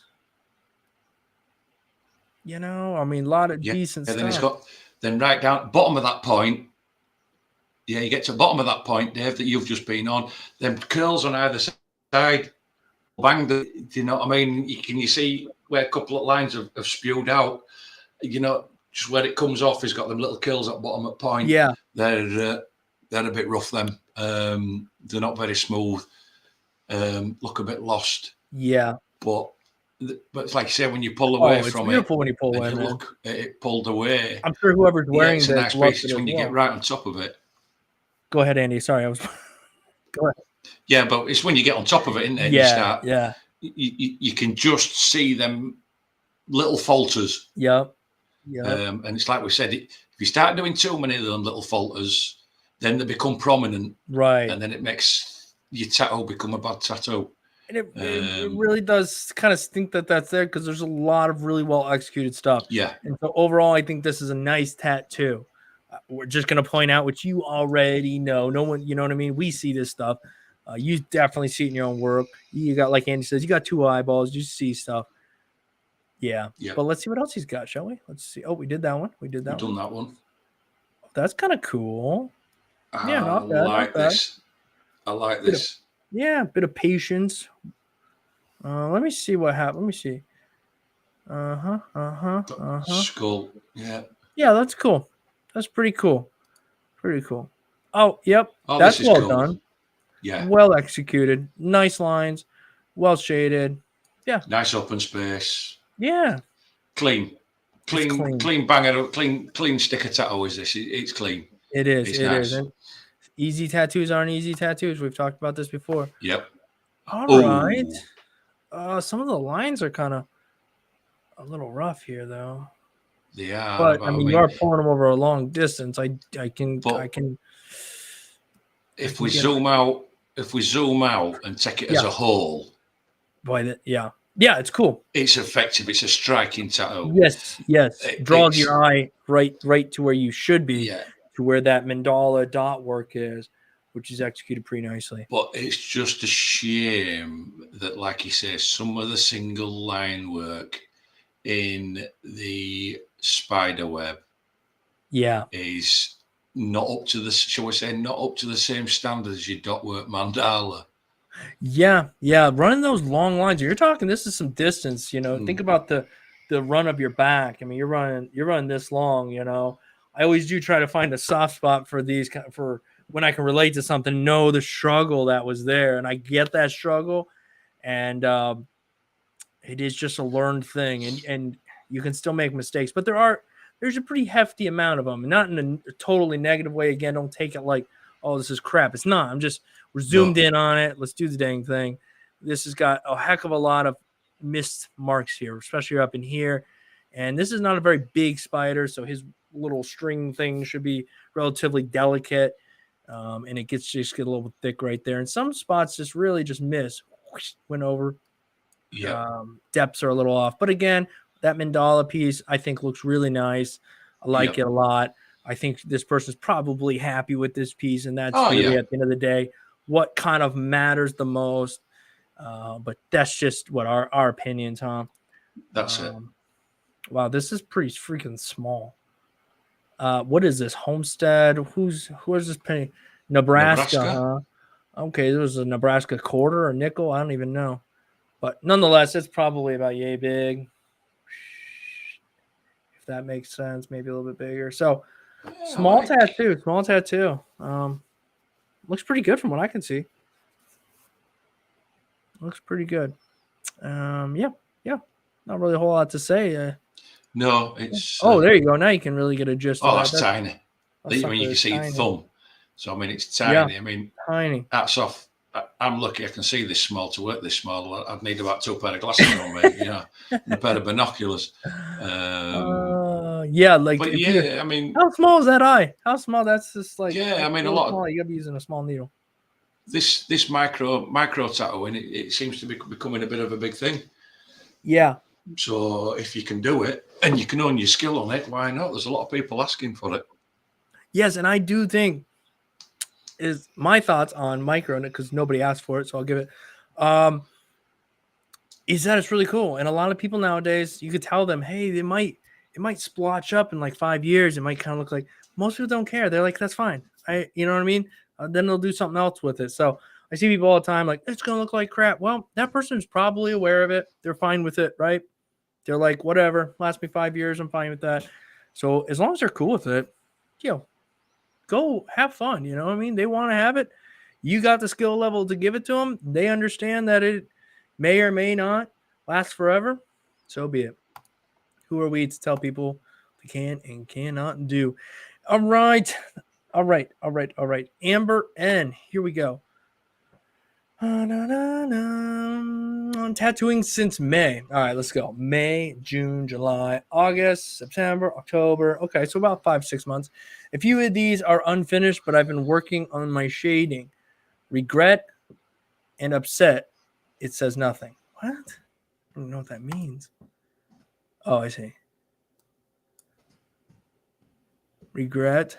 Okay. I mean, what do you think, Annie? I mean, it's just solid black. It is what it is. Not bad. Not bad. Okay. What do we got? Oh, no. Right. No. Let me jump to the next one real quick, Andy, so we can soak everything in case we. Okay, we got fake skin going on here. Okay, we'll jump back to the real skin one. There are some decent, things on this fake skin. This being the best. The rest, lining's definitely not there. If you look at this stuff real quick, none of the lining here is like, oh, that's good. Good. Jump to human skin with that lining. No, but none of it says. Yeah, none of it says I'm ready to go on human skin. And like I say, I mean, you do everything on fake skin on a flat desk with a tattoo machine, and that's all you're doing. Yes, you're learning some stuff, but all you're learning is to create pieces of works of art on false skin on a flat surface. Now, before you transition to skin, get it over a curved surface, get it on a soft surface. Let's see you start doing stuff, but it starts moving. Just get a feel for it before you go onto real skin. Yeah. And this, because it acts nothing like real skin, doesn't breathe, doesn't move. It's not soft, it's not squashy. It doesn't go from being super thin to super thick. It's not 100% consistent all the way through your tattoo. But this one, you weren't ready. Unfortunately, you wasn't ready to go to skin. Yeah, no. This is you can literally see the color. If you're wondering out there watching, you're like, well, what blowout? What's that look like? Well, there are various levels, but you see this right here, these little halos of bluish green. That is blowout. Okay, we got a lot of them here. We're having trouble with needle depth, needle control. And obviously when lining, that's everything, right? So again, practicing, which they did, but again, you have to evaluate your work and go, am I ready? We look at any lines anywhere, and no, I don't, you know what I mean? Like this, if you sent this in, like, okay, your line needs work, right? You sent this in, okay, yeah, line needs some work, no problem. all right, see some improvement. Keep working at it. Line needs work. Don't tattoo real skin. Give it some time. These fake skins are super thin and very difficult to tattoo anyhow, and it shows. Okay, it shows. There's no. I don't even care about the shading in this. So yeah. I mean, it is what it is. That's all of them. So I hope that they take what we said and understand that it is what it is. Sometimes I don't really even know what to say. Yeah, All it's right. dial it back on that one and keep on your fake skin. Oh, we've seen this one. We did see this one. Okay, Kyle is up. Let's see. All right, let's take a look at what we got here. Okay. Well, you went ballsy here, man. You went ballsy because you went for long lines, right? Yeah, I mean, long within reason, right? This is a forearm. So this tattoo is probably about, yay big. Not terribly large, but still, you give yourself opportunity for mistakes. And this bottom diamond, while this line is a little thinner than this line, overall is not bad. Up here, I think of the spaceship is where we kind of lose it. You know what I mean? Like this line here and the line up here is kind of missing here. While I'm not really sure. I think the spaceship is the piece I'm not the biggest fan of. Everything else, I think it's a fun little tattoo for the most part. Yeah, shape at saucer on spaceship is off for me. Yeah. For perspective that it's in, the curvature of the main dish is just slightly off. Yes, it just kind of got that like pancake leaning off the plate look. Yeah, that's all. And it just seems to, as it comes across to this side, when it gets, I don't know, it just seems to come and then dip off. Yeah. Whereas the right hand side seems to come round a lot better than when it gets to the left hand side. It just seems to. I understand that it's going round, but the perspective just seems to be off. Whether it seems to rise up before it comes to, I don't know. It just seems to be off a little bit. Yeah. Like you said, I mean, the outlining on the top triangles, nice. The shading looks. The transition on the shading's smooth. Yeah. And everything. It's a little banging little tattoo. Yeah. For what it is, it's just for me looking at aesthetic wise, it's just that's the actual saucer of the spaceship looks off, because if you look at the part underneath the spaceship where it's got them, what is it, 1, 2, 3, 4 rings? Yeah. They look spot on. Yeah. Yeah, they're a bit they're more symmetrical. But then that seems to just throw the saucer of the dish out a little bit. Yeah, and it's funny that, I mean, again, those simple little things can really mess, with it. Now, I'm sure the client, again, probably digged it. They're probably like, yeah, that's cool. You know what I mean? They're not sitting over here zooming in on their arm all the time. Maybe they are, maybe they're not. I don't know. But again, this is for us mainly. And yeah, you nailed it on those triangles.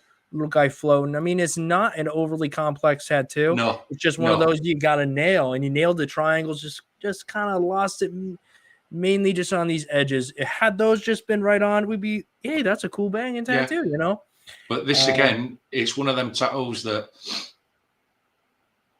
there's not a lot of, like you said, it's not very detailed, it's not very complex, but there again, the parts that are in it, if you want to screw them up, it stand out in your face like a sore thumb. Yeah. Do you know what I mean? There's nowhere to hide behind. Right. But for all intents and purposes, other than that little bit, it's fine. Could have been a decent little tattoo. All right. Jeremy is up next. Hey, Dave. Hey, Andy. Missed last Sunday. That's right. Hope all is well. Still on my portrait practice. Love that you're practicing every week portraits. That's what you want to do, and you're putting the time in. Just side note, super cool. Hopefully I'm improving, right? That's the goal. Thanks for the feedback. Still got a couple things to finish on this one, but thought I was close enough to send. Jeremy, what you should do in like another month or so, when you're really starting to dig your ones, which I think this one is an improvement over week 1, send us like the week 1 you sent us. Send us the current weeks. That'd be really cool to have them right next to each other. Be like, oh, wow, we can really see that you have way more depth in the eyes. We can really see you've done this, that, and the other. But let's take a look, man. Oh, I think face-wise, minus one thing, this is the best one, my opinion. Of course, again, they're not sitting next to each all of them, right? But minus, and I could be very wrong here, but this part of the nose that cuts in right here, or maybe it's a combination of this part and this part right here, but it makes her nose look like she's like broken in on that spot. It's a little too indented, just my opinion.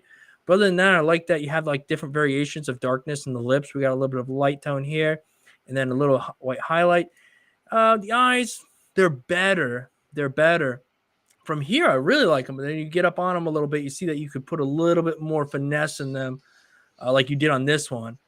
A little bit of dark down here. Maybe just let this kind of blend out just a little bit more into that light spot on the top of the eyebrow there. I know that's a light spot, but it's an improvement. And even over here in the jaw and the face side of the face, remember your first pieces, they were really just like wide open. There was like no shading in the face. We had eyes, nose, a little bit of a lip. So big improvement in my opinion. And it's silhouetted nicely with this dark hair, and the hair is done in this sort of like charcoaly feel, which is pretty cool as well. So anyhow, those are my thoughts, Andy. Yeah, I mean, I'm pretty much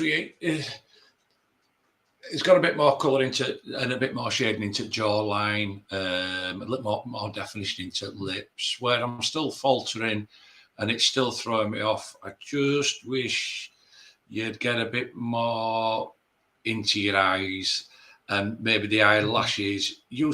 I don't know whether you're using too big a liner. Just use a free liner and sculpt them in. Honestly, just to get them that bit sharper. They look a bit blunt. You know, the eyelashes, they just look a little bit blunt for me. They could just be finished off a little bit sharper. But get in there. It always has like an old photo come charcoal sketch feel does this person's work. And yeah, it's not a bad piece. There is maybe work on a bit of just smoothing out some of your transitions between your shading and that, but definitely get in there. Get in there, getting a bit more confident. You can see the confidence is coming along as he's starting to add more tones into the actual face itself. Yeah. It's a step forward. And look at all these, like, again, I say this over and over, but you think of all the things this individual Jeremy has gotten to work out on fake skin. I always hear people like, oh, fake skin, blah, blah. I get it, but all the different things you can figure out. Surely, again, when you go to real skin, it's totally different, or it's just different. But how many different techniques and practices and figuring out how to make the face look right.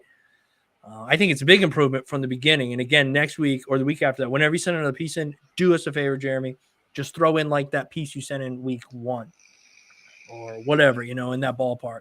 Be super fun. But I like this one. This one is my favorite, even though I can't remember all of them. So take that with a grain of salt. But I recall them. This one was my favorite. And I remember Andy, I think last week or last time he posted, he really liked one of those too. So I think it's really cool how you might look at this one and be like, and I'm like, I like it. And then, whatever. So much lies in just personal preference. It's me, Mike, again. Just let me know what you think. Thanks. All right, Andy, we got some solid color going on here. Okay. I like his color choices. Yeah. Very like contrast. Very striking. Yeah. The where he's faltering is some of the, and I like how he's either listened or he knows what he's doing. He's taking his step changes on his cut between his colours, right? Not going directly to your next colour, jumping 1 or 2 colours to give you that stark contrast. Does need a little bit, could do with softening some of the transitions up between the colours, and blending them out. Where my biggest love the wings, I always put that bit of blue in the wings instead of trying to go in with whites or greys or whatever. The wings on the bee is nice. What would be nice is on the black bands on the bee, instead of coming off with lines with a liner. If they used edge at mag, just like a soft bit of fur. Yeah. The curve that'd have stood it out a little bit further. Right. the lines, some of the lines do need work. They are shaky. They're not in there. They're not punched in. They are double banged. But the biggest thing that is drawing out for me is just the purple and pink flower. The shades, the draws between the two colours. They're too close to each other. The colours are too close to each other. And I don't know if they added like some gray in there because it kind of gets a little bit of a muddy look. So yeah, I'm gonna say with you, Andy. My biggest thing on this one, mainly for me, is just the line work. It's close, but no cigar. You know what I mean? Yeah, that's it. It's close, but it's not.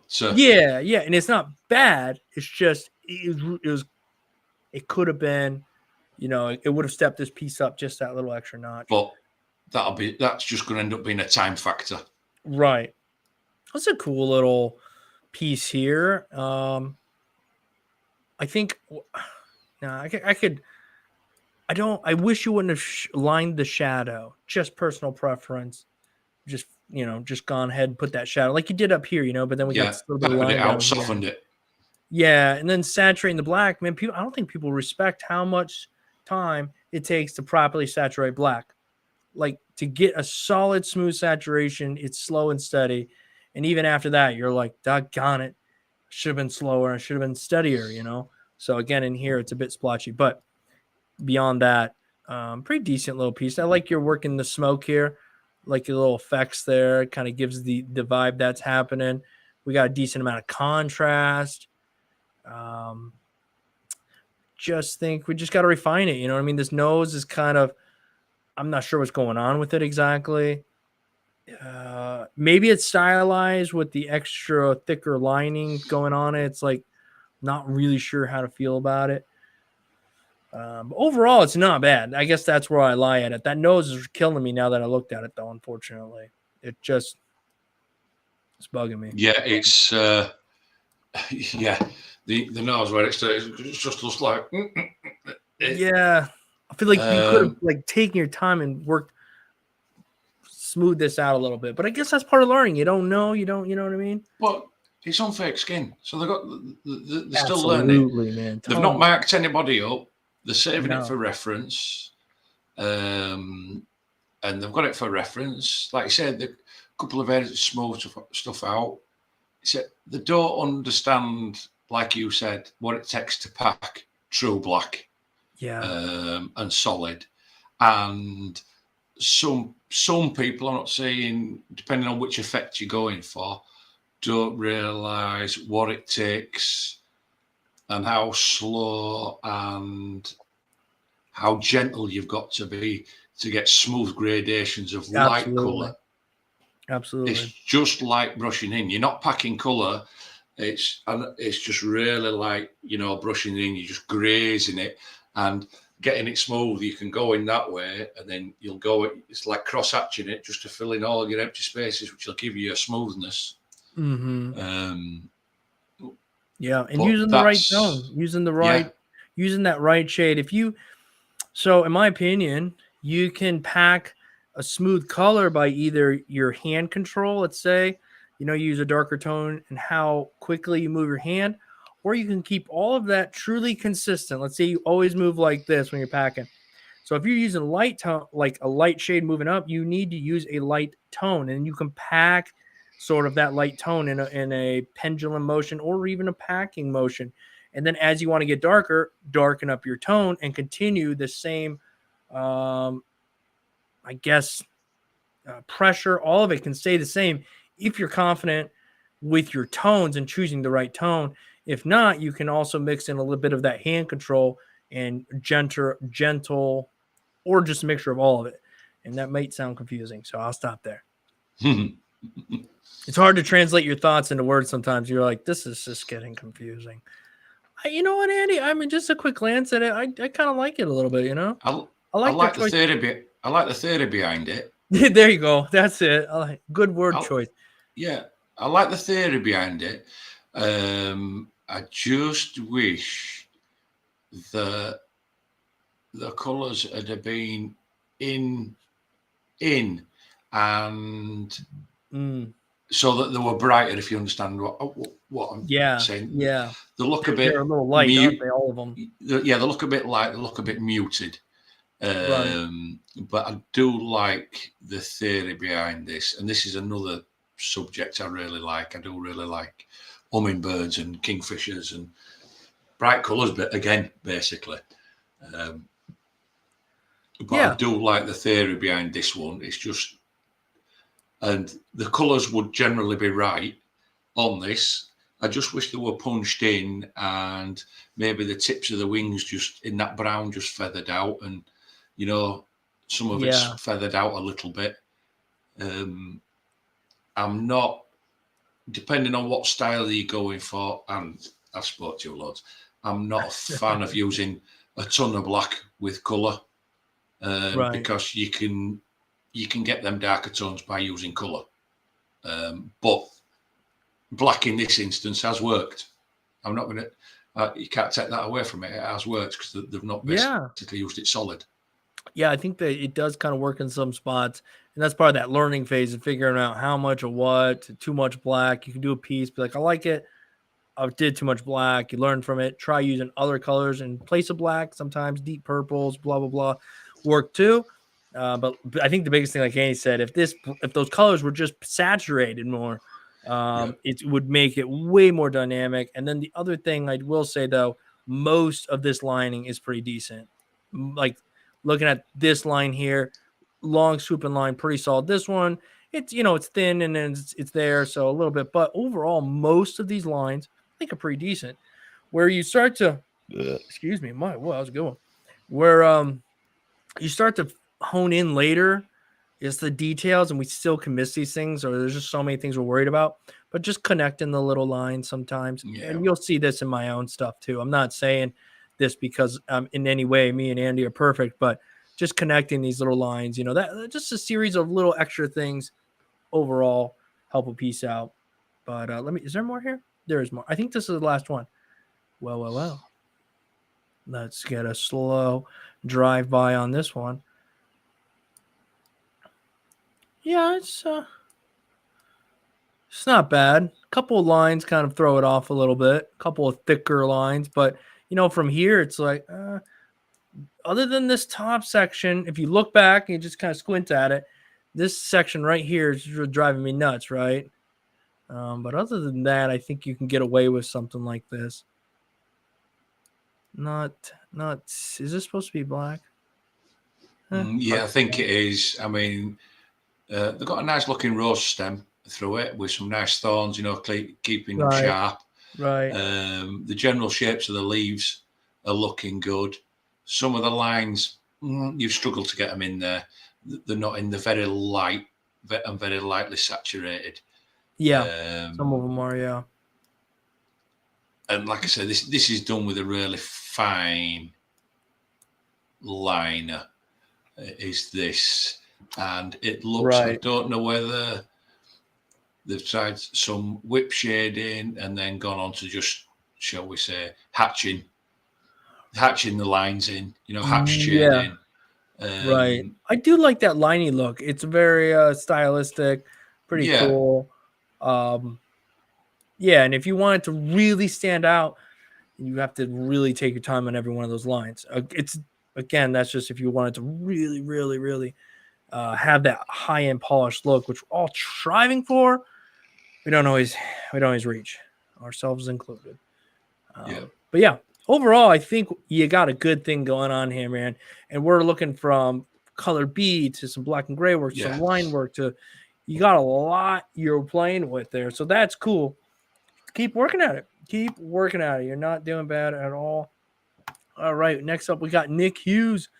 Nick Hughes says, hey, man, back again. Did this last week on my own forum. Had my wife stretching the skin for me. What's your thoughts? Okay.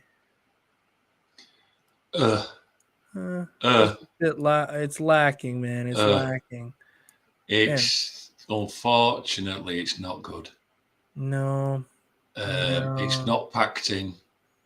We've got scratchy lines. We've got duck line feet around there, very scratchy. And then it's got duck's feet on it. I think, is it meant to be a dinosaur? It is meant to, I think, telling by the face, yeah, it's meant to be nice. But these feet, it's like we really have to hit those stencils, hit those. You know, you can't just Yeah, round things out.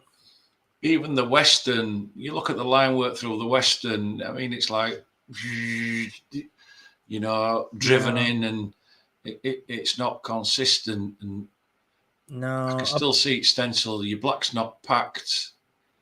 Unfortunately, my friend Nick, you have really missed the mark on this one.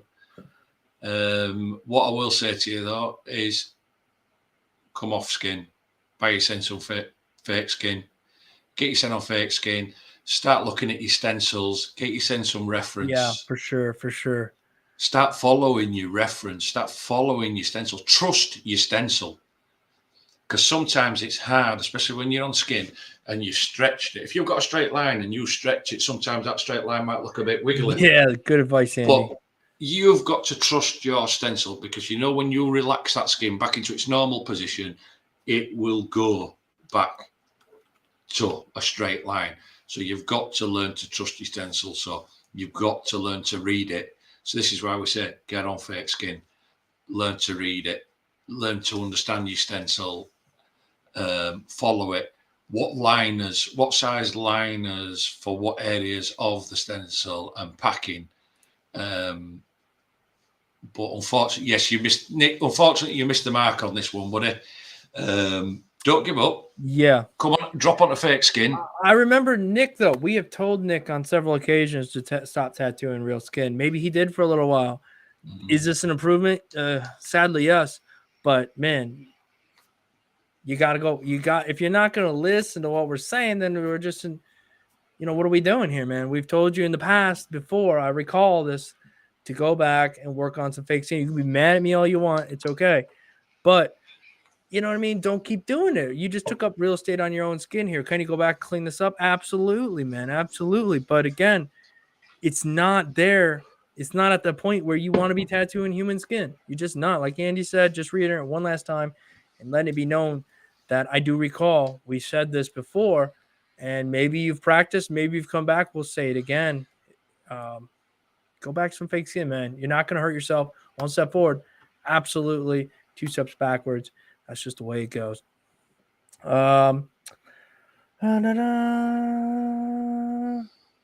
Let's see. Left Lane Truck says, you guys. Hold on. He says, I didn't realize. It was Nick. Are you here? Is that you, Nick? He says, you guys are nuts. I'm not perfect, but the color is packed. It's not, Nick. It's not. It was a SFG offline. I use a 9-round mag and a 14-round shader. You guys expect perfection. 10 years tattoo artist makes mistakes. Perfection, buddy. Look, man, I'm not trying to give you a hard time, dude, but these lines are not saturated at all. We're going around the outside. They're not saturated. You can literally see through them, and that's because you're using a really big, what'd you say, a 14-round shader. It's huge. You don't need a 14-round shader. And the saturation, while in some spots, yeah, it's saturated, but that's not it, man. It's not saturated all the way around. It's openings all over the place in this, okay? We all have issues in our own work, absolutely. But you send it to us to look at, to critique it. You have to be understanding that we're going to say, hey, man, it's not quite there. You're actually tattooing human skin, so I think that's held at another standard than people who are tattooing fake skin. So unfortunately, we're going to be honest with you, my friend. And I've told you this before, and I'll tell it again, I think personally, me, Andy included, that maybe you should take a step back, man. Work on some fake skin for a while. That's it, man. Yeah. That's it. I don't know what else you want me to tell you. I'd be lying if I said my work's perfect. I mean, it's like I say, people do make mistakes, and it's and like I say, you've got to be able to see with ease, and you've got to be super critical of your own work. Especially, and I understand. I understand this is putting them on himself, which is fair enough. And that, at least they're not on anybody else. They're on himself, which is fair enough. But sometimes it's like I say, if you drop on a fake skin and you can see, you've got to be able to stand back and look and be super critical and go, well, yeah, I wasn't quite up to that line, or yeah, that foot could have been a little bit sharper, or I've done them parallel lines and it's not quite right, because when you're on a client and they're paying you, they're expecting, shall we say, their expectation is perfection. And unfortunately, like you've said, to even 10 people doing 10 years or whatever, do not do perfection. There's still flaws. It's just how many flaws and how you can then either, if you've made a bobo, can you disguise it? Can you add a little bit in? Can you adapt it? But you've got to be able to look at your own work and honestly say, well, I didn't quite get up to that line. Go back in. Nobody's saying, stand back and look at it, give it a good wipe and everything. Stand back and look at it. And I think I didn't get it quick.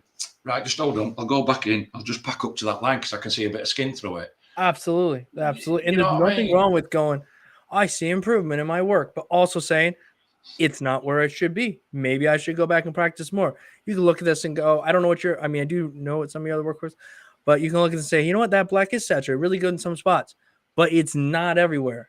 And like Andy said, go back and fix it, or realizing that you have more work to do. I mean, he's asking here, so how would you fix it? Let it heal. Absolutely. Let it heal now. And then what you do then is when you let it, you will see any light spots, because you probably come across spots that are really, really dark in it where you've got it in. Some spots that are a little bit lighter. You might see skin through some other spots. So all it is then is just go back in with your mag or your round shader or whatever you're using, and repack it in the areas and that needs to be repacked. And then when it's healed, if you think to yourself, oh yeah, after time, and you've looked at it and you've looked at it and looked at it while it's healing, you might think to yourself, yeah, that line is a little bit off. So get yourself a little 3-round line or a 5-round rinder, sculpt it in, straighten it up, pack it back in. Look, Nick, we've all got to learn. We've all got to learn somewhere. And we've all made these mistakes.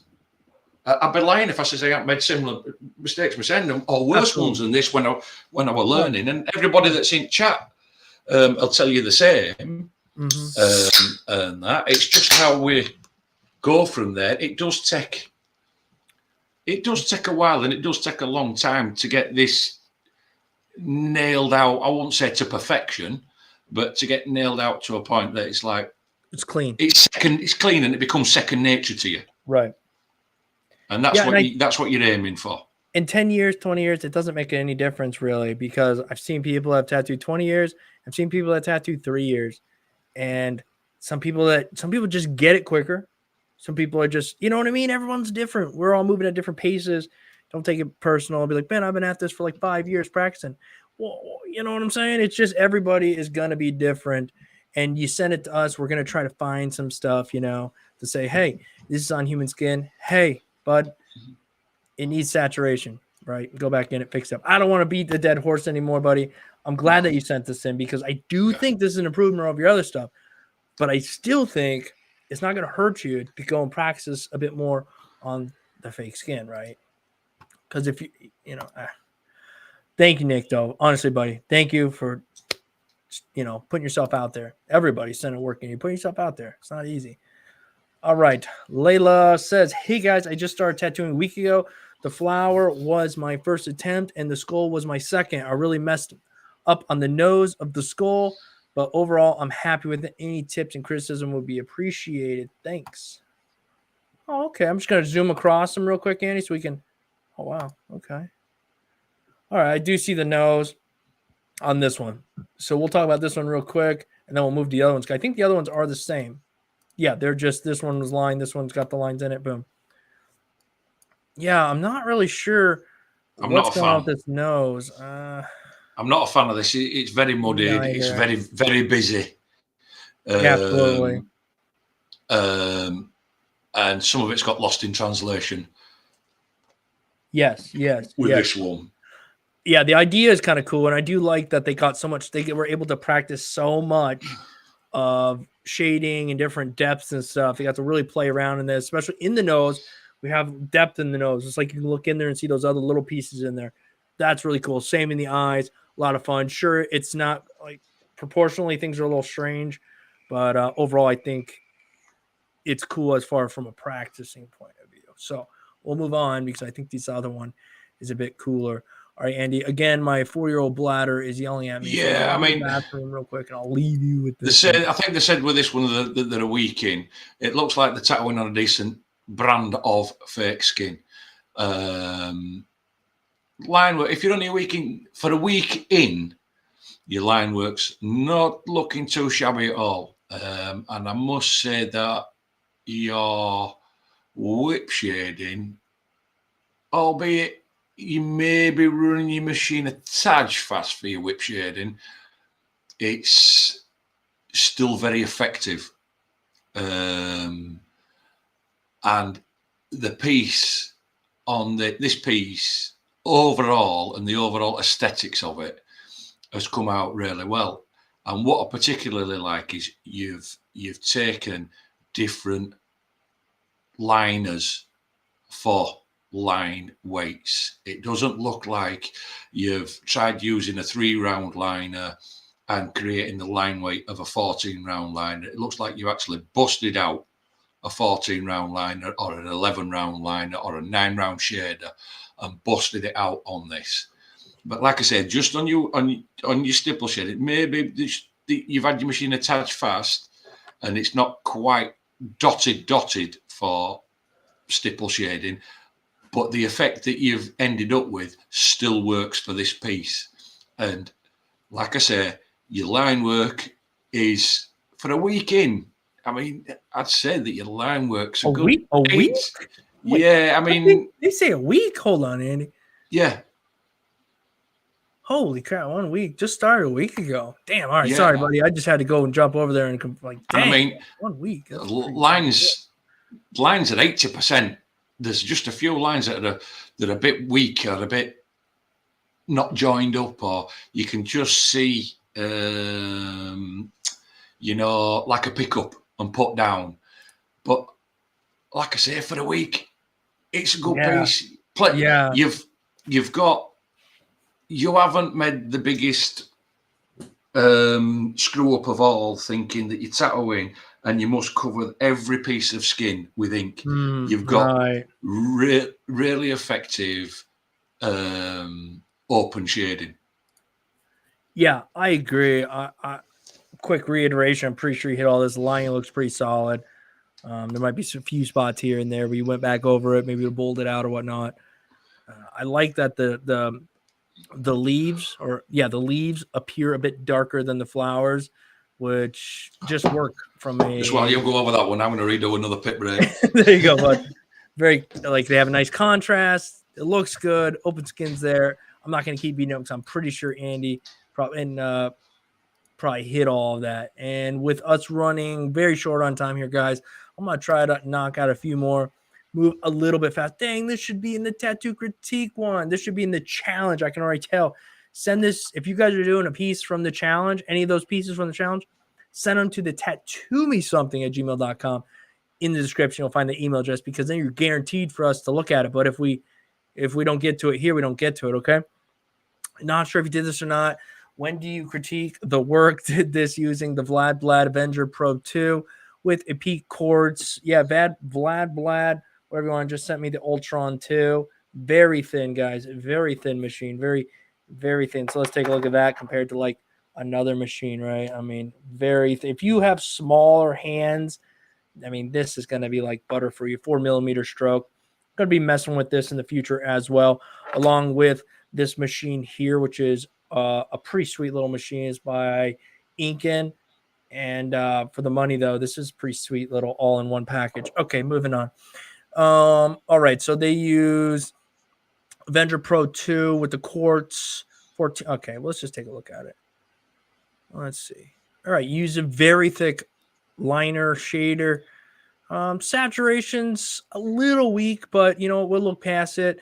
It's a big needle grouping. It requires a little bit more of a punch, and it could be a little daunting at times, but for the most part, those thick lines are okay. But again, what you want is just slow down a little bit. Looks like your depth solid. Just need to slow that hand down a little bit more.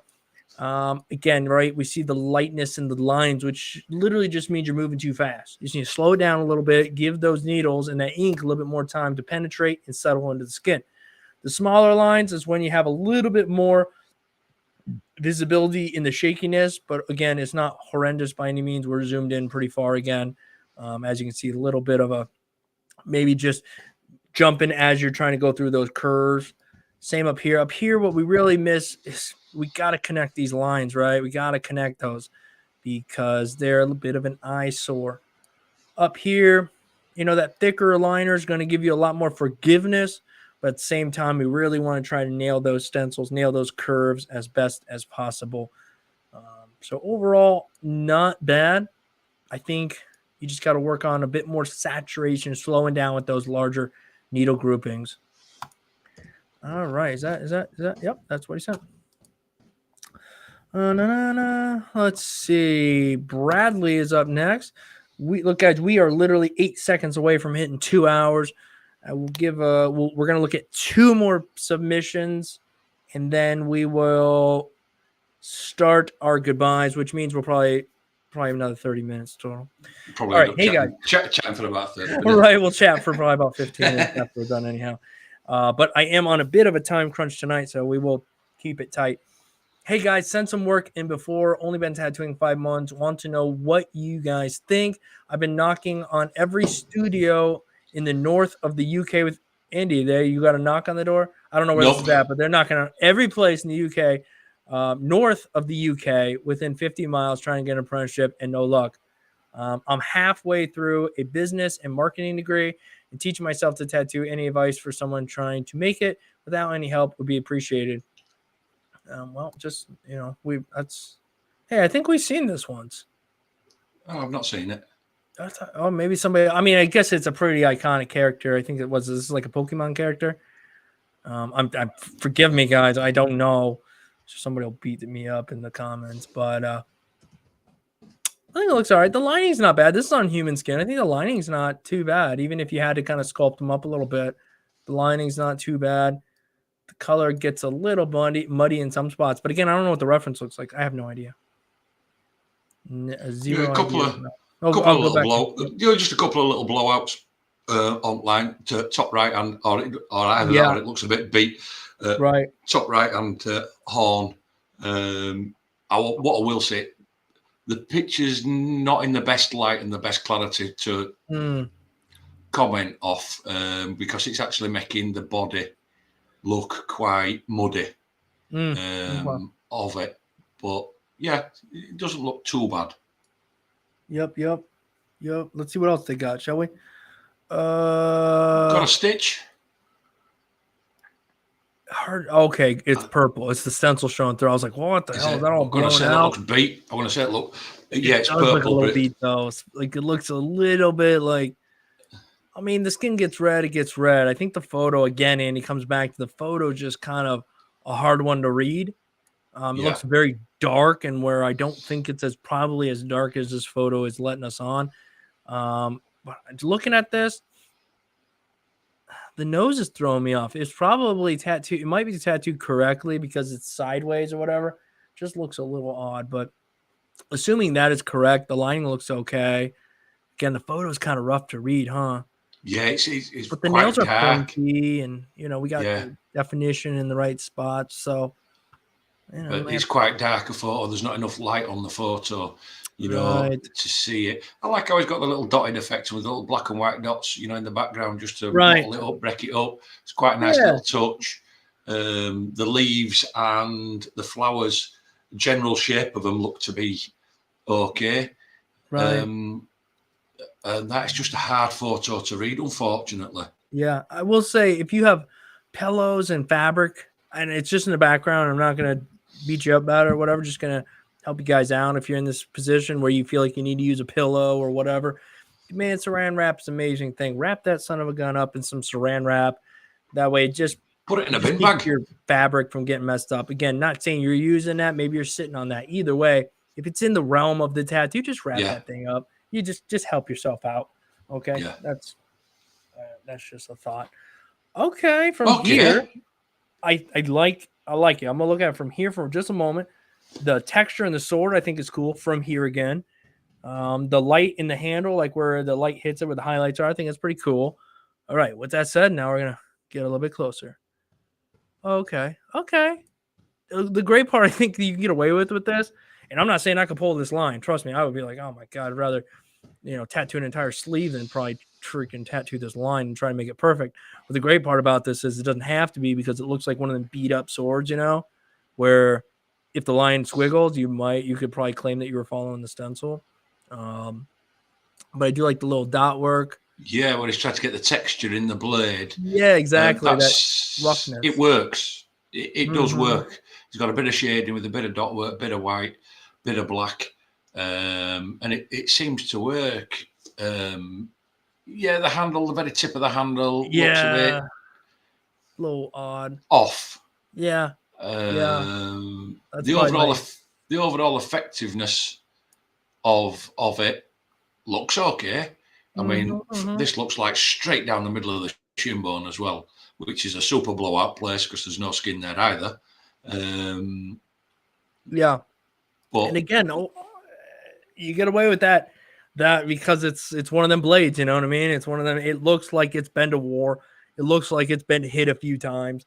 So it gets away with it in that beat up zone. So, and where it's at. I don't know if you tattooed this on you or you tattooed this on somebody. I guess either way, still that front section of the shin, it can be a tricky spot sometimes. The skin changes a lot just right around that bone. Yeah, this is the better out of the few that I've seen. Yeah, agreed. The sword is the better one, and which is weird for the long lines and everything and that. Right. The sword looks the better out of the three for me. Yeah, absolutely. And the advice, real quick, he did ask for any advice tattooing all by yourself, learning on your own, is if you're going to do it all by yourself, you got to continue to work harder than anybody else. And you have to work until your work is like good enough, like so good that somebody is stupid not to hire you, to bring you in, or at least go, you know what? I like your work a lot. You're doing really good. I think you need to learn a few things. And maybe they'll bring you in as like I don't know. I've heard people throw around the thing of junior artists and apprentice artists, whatever the hell you want to call it. But I think that's what you have to do. You just have to work so hard and be good enough to where they don't care where you came from. They want you working in their shop. Hi. I would love some criticism, but tattooing 4 years, all self-learn, very lonely road. Would love any advice, man. I feel you. Yeah, so lonely. Oh, baby boy. Wow. Lonely road, buddy. Yeah, man. That's I don't even know. I could zoom in on it and find flaws, but I just want to look at it from here. Yeah, I'll zoom in a little bit so everybody can see. But it might have been a long and lonely road for you, my friend. But that road has definitely paid off. Yeah, this is cool. I really like it. It's striking, a very striking piece. The colours, the blues to the light blues, the haloing of blue that you've got of the light effect of blue round the pieces, and the overglow onto the claws at the bottom and round the eyes. Your black and grey, nice blacks where there should be black, your medium tones, your light tones, open space, white. What am I going to criticise on this? It's everything's sharp, everything's legible, your tones are in your right place, your colours in your right place, you've got your glows, you've gone the extra mile, and as I say, put the extra overglowing around the eyes and the claws and that. And what I will say to you is, hats off to you. That 4 years has done you well. Absolutely. And there's more. Let's take a look at this one. Oh, it's an interesting style. I like that little bit of dots, but this reads nicely. I like it. It's different from how I would have done it. But again, that's subjective. I think. Yeah. Let's look a little closer here. Yeah, the lines aren't bad. They're not bad. I think this is just missing some richer black. Yeah. Yep. Yeah. It's a little bit more monotonal than your previous piece. I do understand that it's a totally different tattoo anyway, a different style. Definitely. Unknown. Yeah. A little bit more depth in places, especially maybe in the rounds of the crown and underneath the crown, some jet black. And that in it. But is it a bad piece? No. No, I think the person's probably happy with it, but you're right. Yeah. Definitely get a little bit more depth in there with a little bit more black. But well, I think there's more. Oh, another lion. Ooh, I quite like this one a bit more. Yes, I Minus prefer the this one to hair the at other the one. top. Not that I don't like the hair at the top. I feel like it's just a little lacking in some spots. Like, yeah, I prefer this to the other lion. yes, But then absolutely. again, And I like the little bit of color they put in the eyes too. yeah, That's nice. we've all been saddled with designs that we personally don't like, but we've tattooed them anyway because that's what you've got to do. That's the road of a tattoo artist. You're not going to get to tattoo everything that you like. Oh, so true, man. So true. But it's a nice piece, and I'm sure the client was happy. Ah, yeah. Very cool, man. Very cool. Yeah. The last one, we got a lined out dinosaur. You know, the lines could use a little extra. Well, you know, they got a little wobble here and there, but I think personally, man, overall, if somebody showed me this tattoo, I'd be like, yeah, that's cool, man. That would be my thoughts on it. Yeah, I think it needs is what cleaned it up is. a little bit, but It's nice. it's not bad. The calf can be interesting. The calf can twitch at times uncontrollably by your clients. So I mean, little things can happen here and there. I mean, every body part's different, and I think that's something that we don't always take into. We try to, but I think people in general, if you're new to tattooing or just looking at tattoos, sometimes you might not realize that certain parts of the body, like, you know, it could be something as simple part of the body, but one little thing could mess you up. I think it's overall pretty decent. So, okay, guys, real quick, if you got any questions, get them in now. Like if you want to throw them in the chat real quick here, we're going to do about 20 minutes of just some BSing we'd like to do at the end. We go for 2 hours of looking at work. And then the guys who hung out the whole time, who are still here, the 39 of us, if you guys got any questions, me and Andy will do our very best to answer them. Or if you got any topics you want us to talk about, that's not too crazy. It's like I say. I mean, what I will say is, and what I will reiterate is, and you went over it. Look, I mean, people come. Me and Dave, we come. It's Dave's channel. He smashes out here on a Sunday. I'll come and sit with Dave. We will look at your work, no problem. Are we perfect? No. Yeah. We're just two regular tattoo artists that make a living, everyday living, from tattooing. Are we world-class artists? No. A lot of people on here are still learning. You send your work in. If you want to send your work in, you send your work in on the understanding that we're going to give feedback on what we see. Right. And we may see stuff that other people don't see, and we also may miss stuff that other people may see. But what I'm saying is, if you don't want to critique and you don't think you're going to like what we say, don't send your work in. We don't want to sit and bitch talk about it. We've said this bit. We try to give it constructive. Yeah. We don't want to shit on anybody. Right. But if we've got to say dial it back. And that. But like I say, if you don't want to send it in, you don't want to critique, don't send your work in. But please don't get upset with what we critique and what we say. I mean, because we don't need to sit here, give up our free time. Because like you said, Dave, we get naff all for it. You have $9. You get absolute nothing, man. Lack of sleep, brother. But to be honest, Dave, $9 ain't even going to cover what it costs you to sit here and do it. But what I'm saying is, it's like I say, don't get upset with what we've got to say about it. We don't want to, like I say, shit talk anybody. But if it's bad and we do say anything, or we will tell you to dial it back, and this, that, and other, we just, like you said, Dave, you could think of better things to do on a Sunday night than just football. Get grief off people that have sent the work in for the critique. Absolutely, Andy. I really think you're hitting the head on the nail on the head here. We are two individuals with two thoughts, two opinions, and that's what I love the most. because there's stuff Andy likes, and I'm like, huh? Yeah. The stuff I like, Andy's like, huh?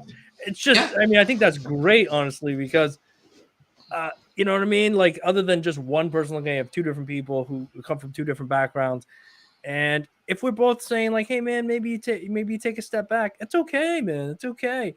I know I get butthurt people all the time that message me like, you need to go back to fake skin. It's like, clearly I'm not going to do that. Clearly I'm, you know what I mean? But I get it. You're upset and you see a flaw in my work. There are shocker. There's going to be a flaw in every one of my pieces. Yeah. I know that's like, no, yes, of course. I see them all and they drive me nuts, but I will never post anything. I look at those and I think, okay, how can I improve on those? How can I not do those again?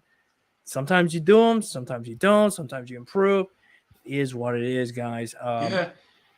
I mean, you go look at your Instagram page. Go look at my Instagram page. I tattoo totally different subjects to you.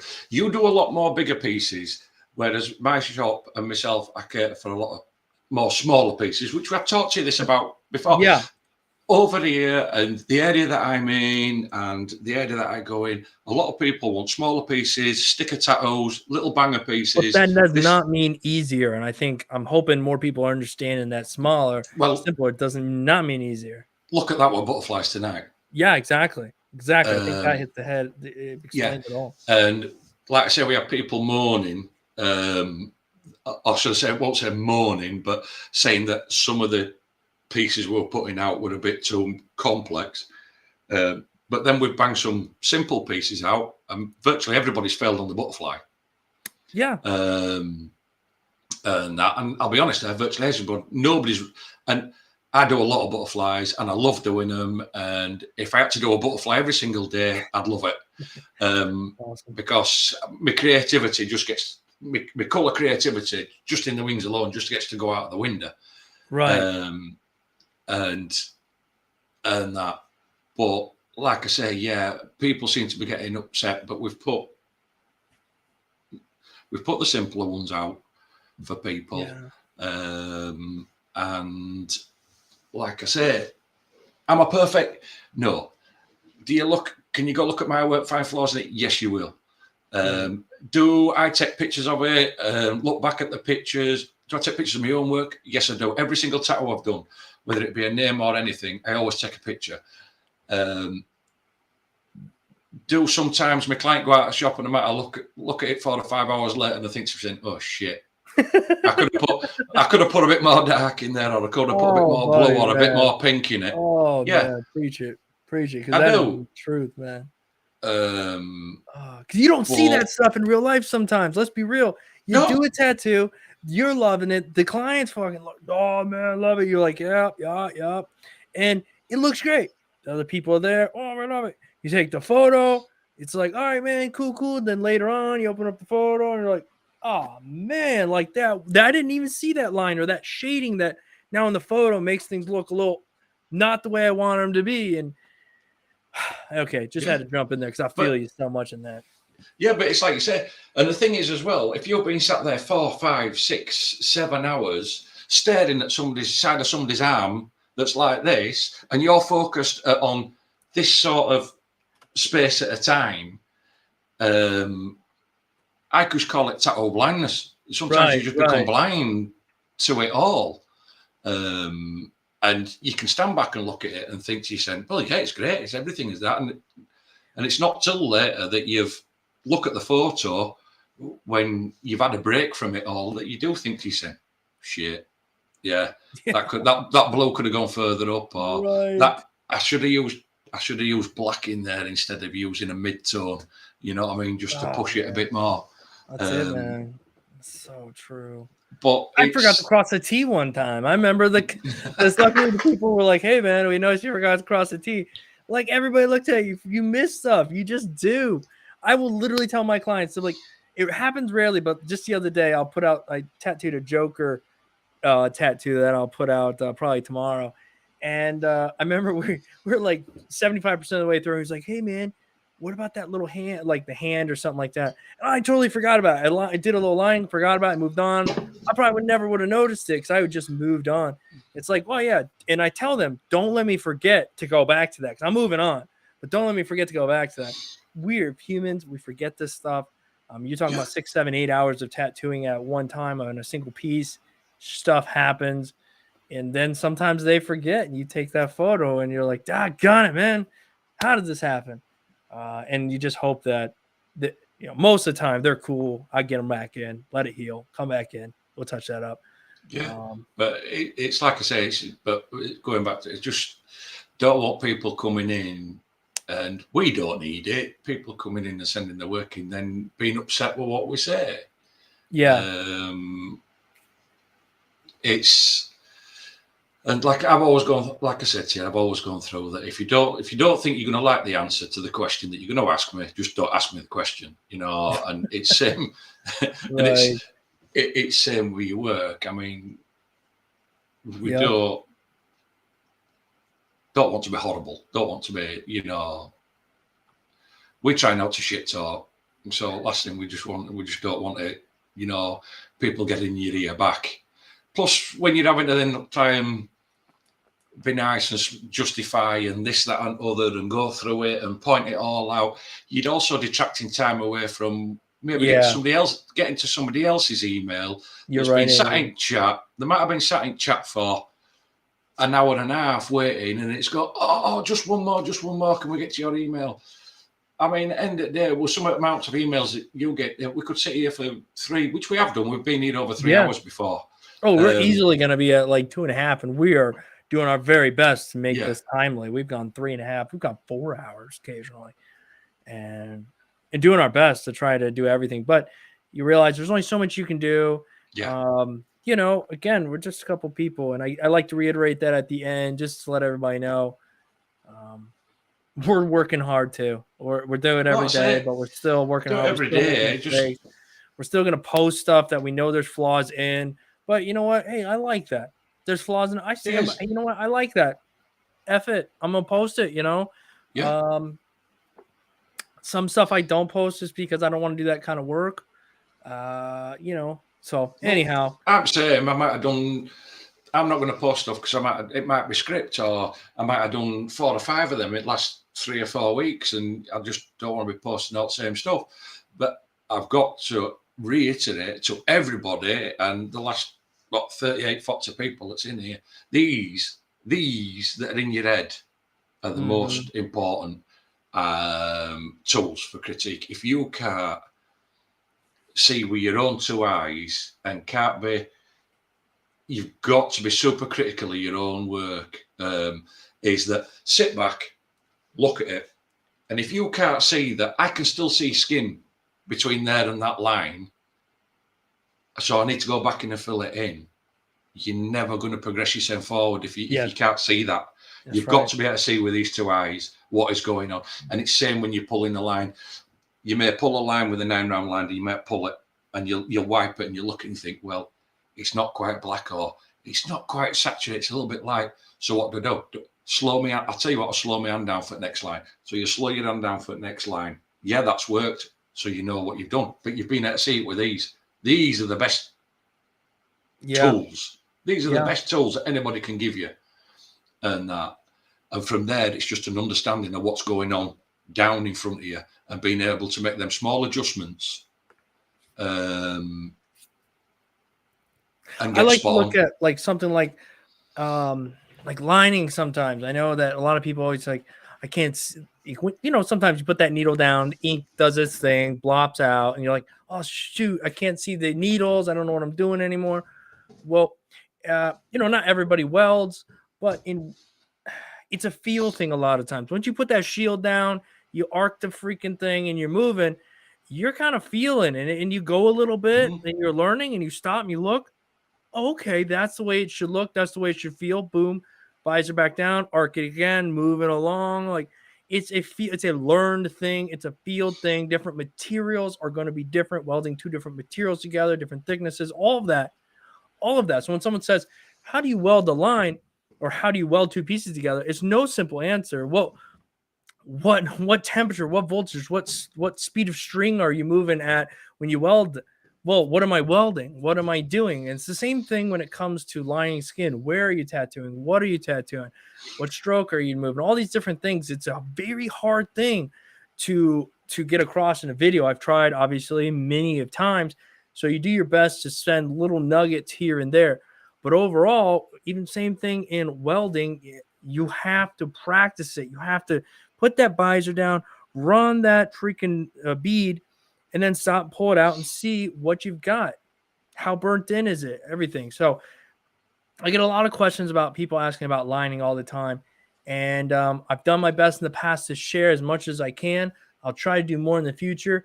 But where I'm trying to push now is towards just looking at your work. You know what I mean? Letting you see other people tattoo, different things like that. It's a difficult thing to explain. Well, and Danik says it right. Different strokes for different folks. Yeah, it's like I was saying to you. We had a quick chat before I come on. I got that new machine, Massfold Pro. Adjustable stroke, wireless, this, that, and other, cordless motor. Been playing with it this week, and I'll be honest with you, it's an at the minute. I just think it's an absolute pile of crap. And it seems weak. And I've said to you, Dave, yes, I can feel the stroke changes. Don't get me wrong, I can feel the stroke changes. For shading and that, yes, I can shade with it, and it's no problem. But because it's a swash drive and I'm used to a direct drive, even on a 4.2mm stroke, running a 4.2mm stroke on a swash drive is nowhere near as powerful as my 3.5mm direct drive. And I'm just not in love with it at the minute, and I just think it is a pile of crap. I am going to keep plugging away with it, see what it goes. I will give it another. I'll try it over next. Well, I'm going to be away for a week or so now, off on holiday. But when I come back, I'll probably try it for about another 4 weeks. And if I don't gel with it, unfortunately, that's it. It'll be on eBay. That's it. It'll be gone. You know what I mean? Man. But that's just my opinion. I was expecting. And unfortunately, again, like I said, Dave, I've got my machine here that I use every day, and I've been using it for 3-4 years. The same machine every day. It's never let me down. Even to the point I bought 2, and I've never had to use my backup. And this machine, I put it on a pedestal up here, and when I've got it, it's like here in comparison to my other machine. It's head blowing. I agree, man. And I remember we were talking about this briefly. Guys, I got a couple of machines we're going to review. And again, I take machines in. 99% of the reason why people hit me up and they say, hey, you want to review a machine? It's because I'm going to give the doggone thing away. I don't care how much it costs or whatever. I'm going to give it away in some way, shape, or form. The hard part is, like Andy said, is when you have to like really start testing stuff out, or at least test it out a few times. You get so used to what you really love to where you bring something in and it's like, this is weird. You immediately just jump back to what you have. If I'm trying new machines, I wrap my machines I'm used to and my current machines that I'm testing out. And so we got a couple machines we're going to be testing on the channel as well. And one of them is this little tiny thing, right? It doesn't hard to tell, right, how small this thing is. It's not. It's kind of, reasonably height-wise, but thinness, this thing is very, very thin. So I could see this being nice for somebody with small hands or whatnot, and you can get different grips for this. And nonetheless, again, we'll talk about this is the Vlad Ultron 2. And again, you can, you got to add a battery to that or a clip cord, what have you. Nonetheless, if you have small hands, it might be for you. But at the same time, guys, this is a 4mm stroke. I hope Vlad's not watching, but this is $800. Okay, this is a hard thing to justify. $800 a 4mm stroke. Okay, but different strokes for different folks. So we are going to review it. We are going to, tell you what we think of it. It probably tattoo's fine. I'm not 100% sure. I didn't really use it that much yet, but it's just really small, and it might not be for me. But I want to give this away, and we're going to give this away one way or another. Here's another machine, right? This one is $160, and it has batteries that you can just drop right in there, guys, and you can buy these batteries relatively cheaply, right? Look at these things, right? You can buy like a bunch of those. I know that because I used to do the big old giant vapes back in the day, and I use these batteries all the time. You turn it on right here. and it runs pretty doggone smooth. Will it run forever? Maybe not for at $160. Maybe you'll have to buy another one. But if you bought 4 of these, you're still less than the other machine, right? Nice clickiness, 3.5 millimeter stroke. It's just that last week we talked about machines and the cost of machines. And sometimes you have to ask yourself, what are you getting? But at the same time, like Andy said, he tried out a machine that seemed really, really cool. And he's like, you know what? I'm just not feeling it. Somebody else might try that machine and love it, guys. And the price of machines vary. It doesn't matter the cost sometimes, right? So just because it costs $1,000, $800 doesn't mean it's going to perform, right? It just might have a really high-end motor that was made somewhere with really nice machined threads, all the detailed stuff. It's up to you whether that's what you want. I just figured I'd show you 2 totally different machines at 2 totally different price ranges that we're going to be checking out on the channel later on. And I'm interested to see how they run. So far, I like the cheaper one more. But I don't know yet. I'm just saying, guys, like just the package is a bit nicer. Sounds really weird to say. So, Andy, what do you see going on with this machine? Are you going to use it? I think we briefly talked. Are you going to be using that machine that you got as maybe like a shading machine? Or are you going to wrap it up for the next couple of times and maybe introduce it a little bit? Yeah, I'm definitely going to use it. I'm going to use it as a shader. What I'll do is, like you said, I'll wrap both machines up. I'll wrap both machines up if I'm going. And then what I'll do is I'll try lining with it. I'll try playing, on client. I'll try lining it, try pushing some liners, playing around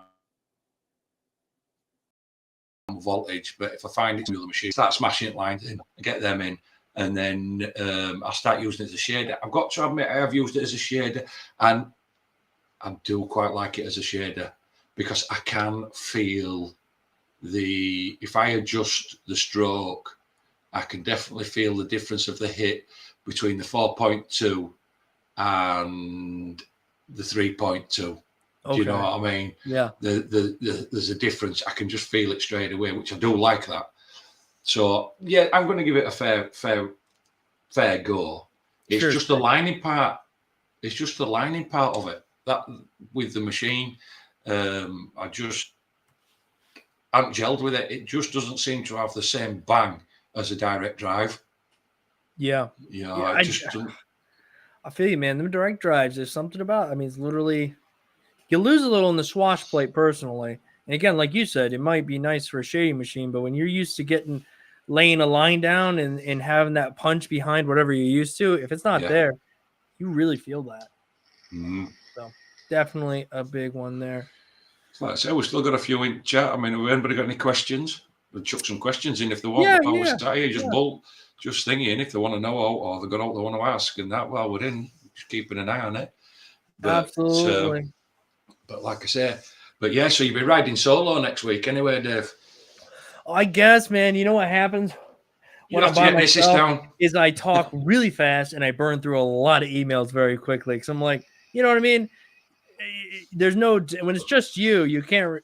You got to keep talking. You got to keep the stream moving. So to be like, get very boring. So what a lot of people get is my initial thoughts.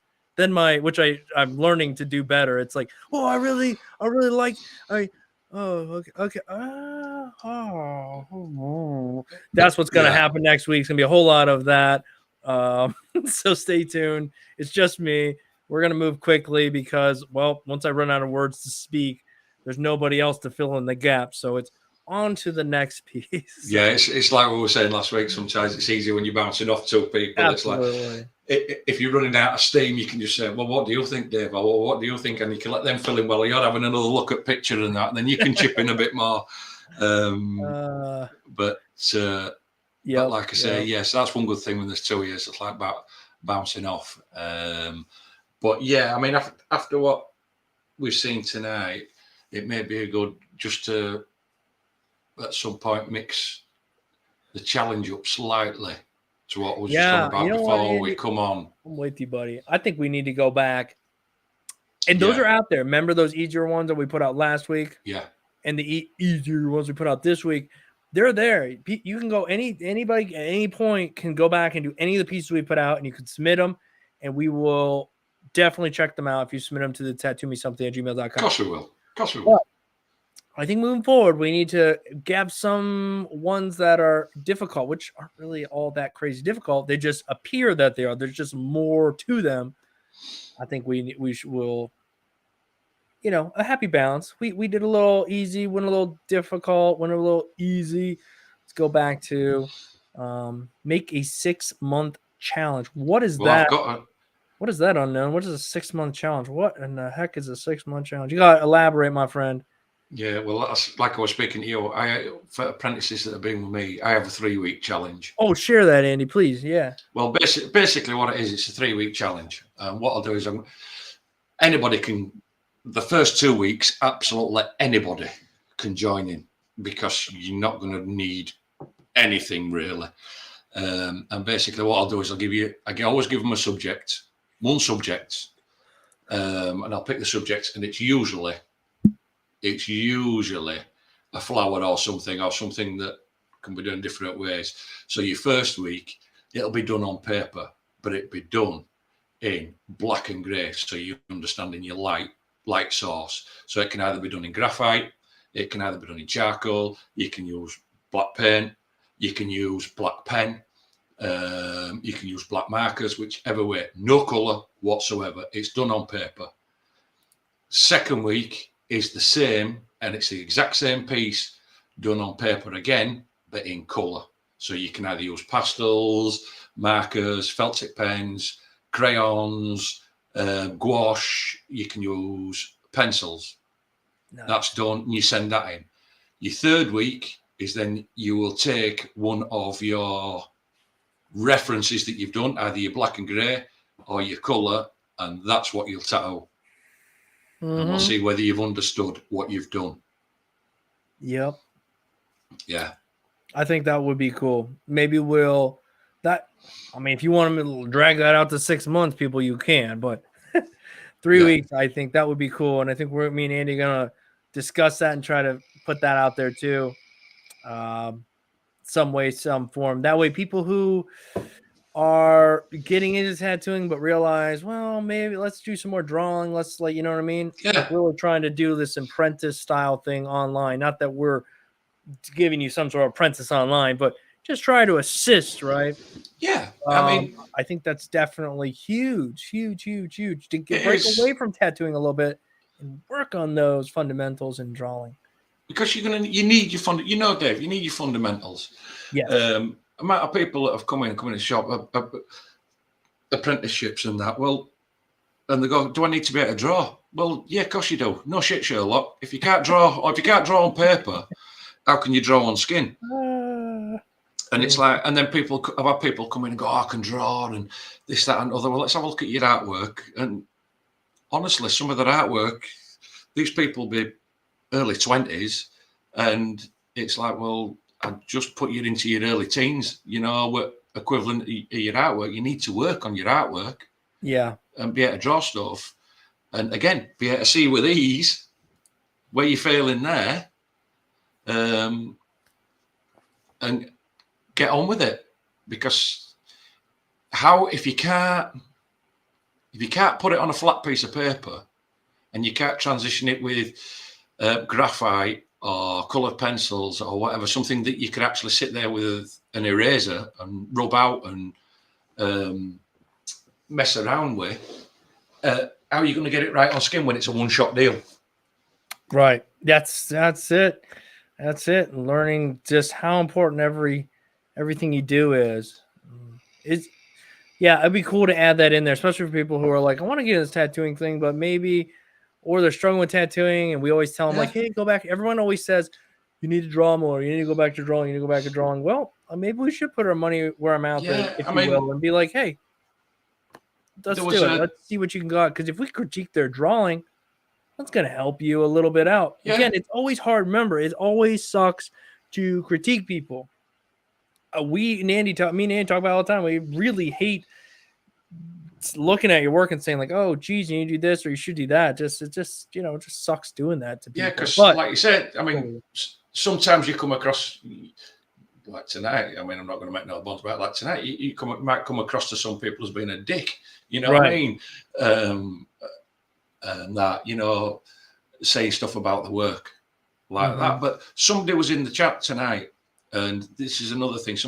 I'm not very good at drawing, and I want to be able to draw, you know, draw better. Where can I go to draw? Well, there's a lot of tutorials. There's a lot of good people on YouTube that will help you to draw and different techniques. So obviously they've asked tonight. So that's another thing that it might be good for them if you put a challenge out for them like this, that they can join in. Right. Yes. You know what I mean? Yeah, absolutely. They can send something, and it opens it up. It opens the critique up to a lot more people, because most people can get their hands on a pencil and some paper. Right. Right.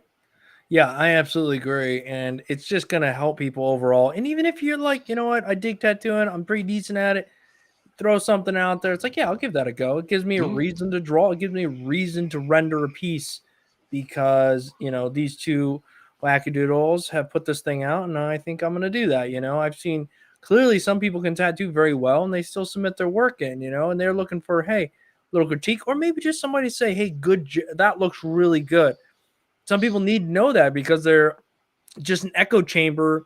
You know, they're tattooing all by themselves somewhere. They just want somebody to say, hey, that's pretty good, because they're like, I think it's pretty good.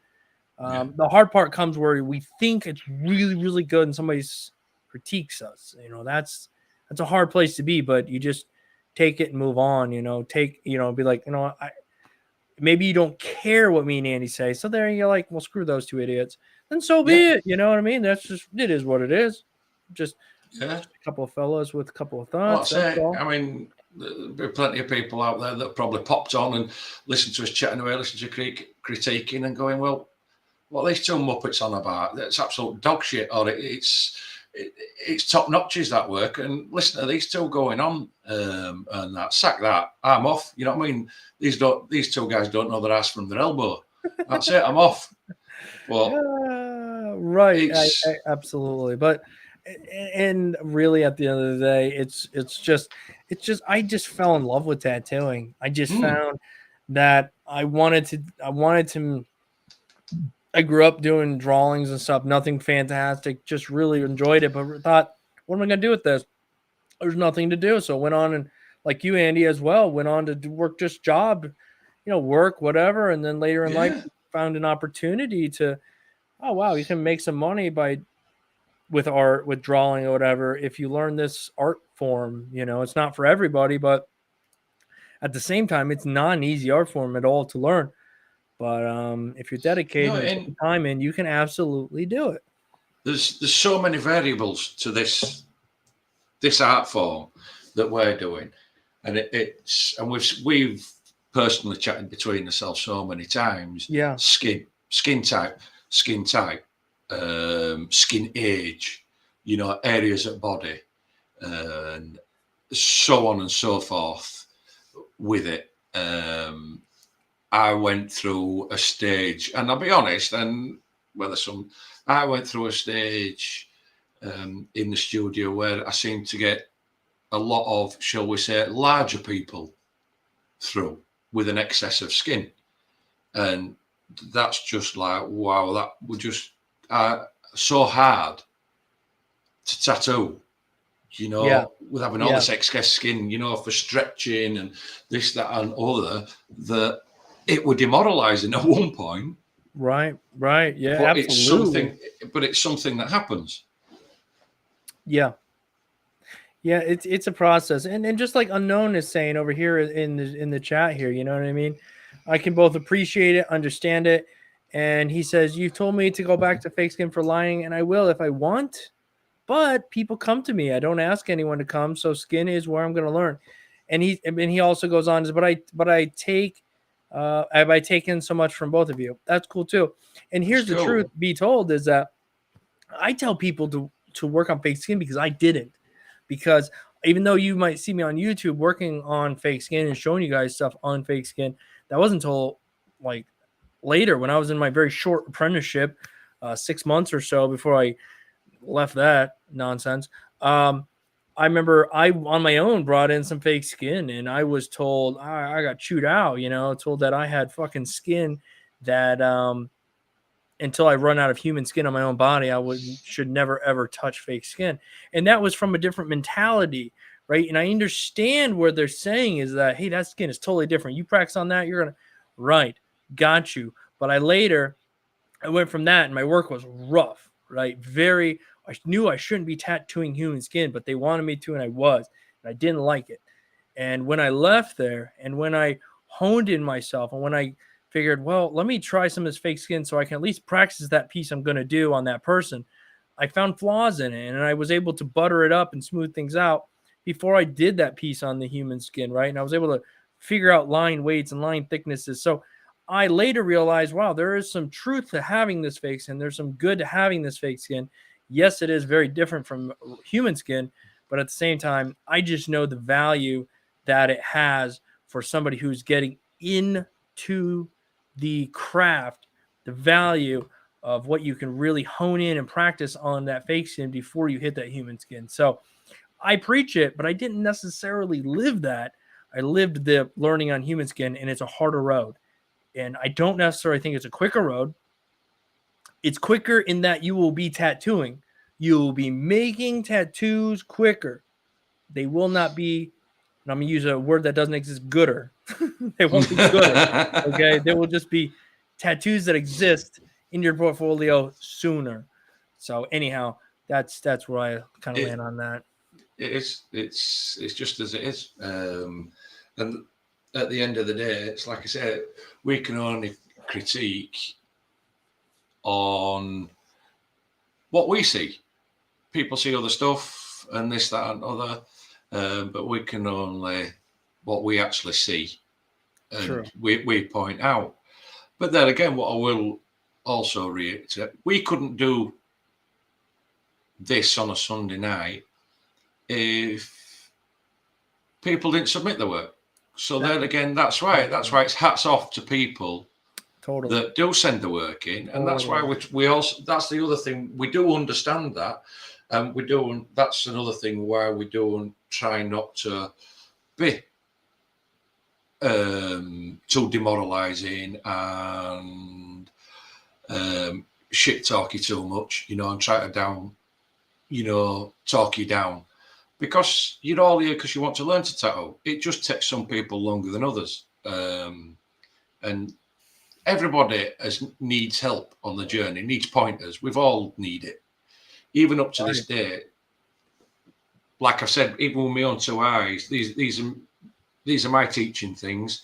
I'll look on everything and I'll learn from what I see. I've just learned to look at tattoos that I've done, look at it and then think, that needs a bit. That don't need a bit. And like I keep reiterating, they're your best tools that you'll ever have. 100%, man. 100%. The eyes. It takes time. You have to literally train your eyes to know what to look for. But if you're constantly looking at tattoos, whether on the internet, scrolling through, well, you know what I mean? If you're really in it, and you also know, like, I like that piece, but you know that even yourself, I could have done that a little smoother, and the hard part is I need an extra 2 hours to make that as beautiful. So when I look at it, I can go, I love it. Instead, I look at it and go, I like it. I wish it was a little bit better. But the human body, usually for me, can last 6 hours. I need them to last 8 hours. It's not going to happen. So, and they don't want to come back. They want that tattoo in that day, a 6-hour tattoo. When I want to put 8 hours in it, I have to put 6 hours in it instead. So it is a bit of a give and take, and those are some of the truths that people don't always put out there. Now, if you had people who are willing to pay you for 10 hours of work and you can work at just, really nice, slow, chill pace, so be it. You know what I mean? I have to find that balance with my clients personally. Yeah. That's just true. The other thing you'll talk to most artists, whether it be paint, paper, pastels, graffiti, tattoo, that no matter what, your piece of work is never ever finished. You will always look at it in some light and think, I could always do a bit more. I could always do a bit more. Right. You've just got to learn to say, stop, that's it. You know what I mean? I'll finish it there. But you will always look at a piece of work, no matter what it's on, and what it's done with, and think, well, I could have done a bit more here and I could do a bit more there. So it's never, ever finished. Yeah. You've just got to get it to a place that you're happy with to leave it. Yeah. I will say I'm going to take a look at Kevin's comment, and then we're going to jump up to, Bradley's comment. The first one is from Kevin. Is 32 too old to make a start in the tattoo industry? I know Andy will agree with me. I will just say absolutely not too old. No. Absolutely not even close to too old, man. I'm That's... 34. Andy, and you, Andy? I'm 50. There you go. I'm 50, 51 this year. Look, 32. I was older than that when I got into it. How old would I now? Sure, 14, 15 years. So I'm about 35 when I got into it. 32, I honestly think, is probably a good age. Yeah, because I think you're at a point where, shall we say, you're getting you should have somewhat of a sensible head on your shoulders. And you'll have got yourself to an age where you can, most people then will sit back, take things in a bit better, learn the self, you know, and understand what it takes to learn the self, more devotion, you know, and everything and that for it. So that's it. Wait, 50? Well, yeah, I'm 50. I'm 51 this year. Unknown. I'm 51 in December. Hey, Andy, you're looking good for 50, brother. I'm just going to throw that out there, man. I paid extra for camera. I paid extra for a really good camera. I got the glitchy camera, man. You got that smooth freaking baby skin camera. You do. Yeah. But no, it isn't. No, it's not too. It's definitely not too old. No. I think sometimes when you start later in life, you've worked out a whole bunch of other BS that you're not worried about at 18. 18, you got a million different things that don't matter on your mind.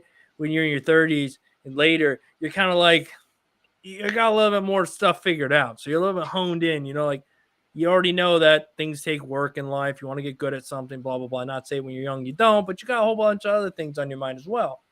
I will jump into this other question. Yeah, go on. It's a bit of a trickier one. It says, outside of an apprenticeship, how would you guys go about getting into the industry? I tattoo every chance I get on friends, family, real skin, etc. But I need studio experience, and I don't know what you mean by studio experience. That's such a weird thing to say, and I know you don't. I understand because, right, Bradley, you're UK based, so I totally get where it's coming from here. And what it is over here, it's driven into you that you're tattooing. You need to be in a studio. You need to get experience out of a studio. Which will mean approaching the studio. They will look at your portfolio. Are you good enough? Yes, you will come in. Right. When you come in, you're going to have to rent a chair, or you're going to have to rent a space, or they're going to. But there again, you need to bring your clients because they prefer you with your own clients, which is very hard to get into it. Right. So what it is, Bradley, is basically you're doing all the right things. You're tattooing friends. Friends will tell friends, you know, from there on in. Family, you're tattooing family. We've all done that. We've all tattooed family. We've all tattooed friends. Friends will tell friends. They will ask you, is it all right if my friend, would you tattoo my friend? What do they want? So on and so forth. What I will say to you is, at some point, stop tattooing for free because, and don't tattoo, and don't tattoo for free. For the simple reason is you'll tattoo for free and you will have a line going all the way around the block, all the way down the street, and you will tattoo them and tattoo them and tattoo them. And then when you do transition over, you'll have nobody to tattoo because you'll have tattooed them.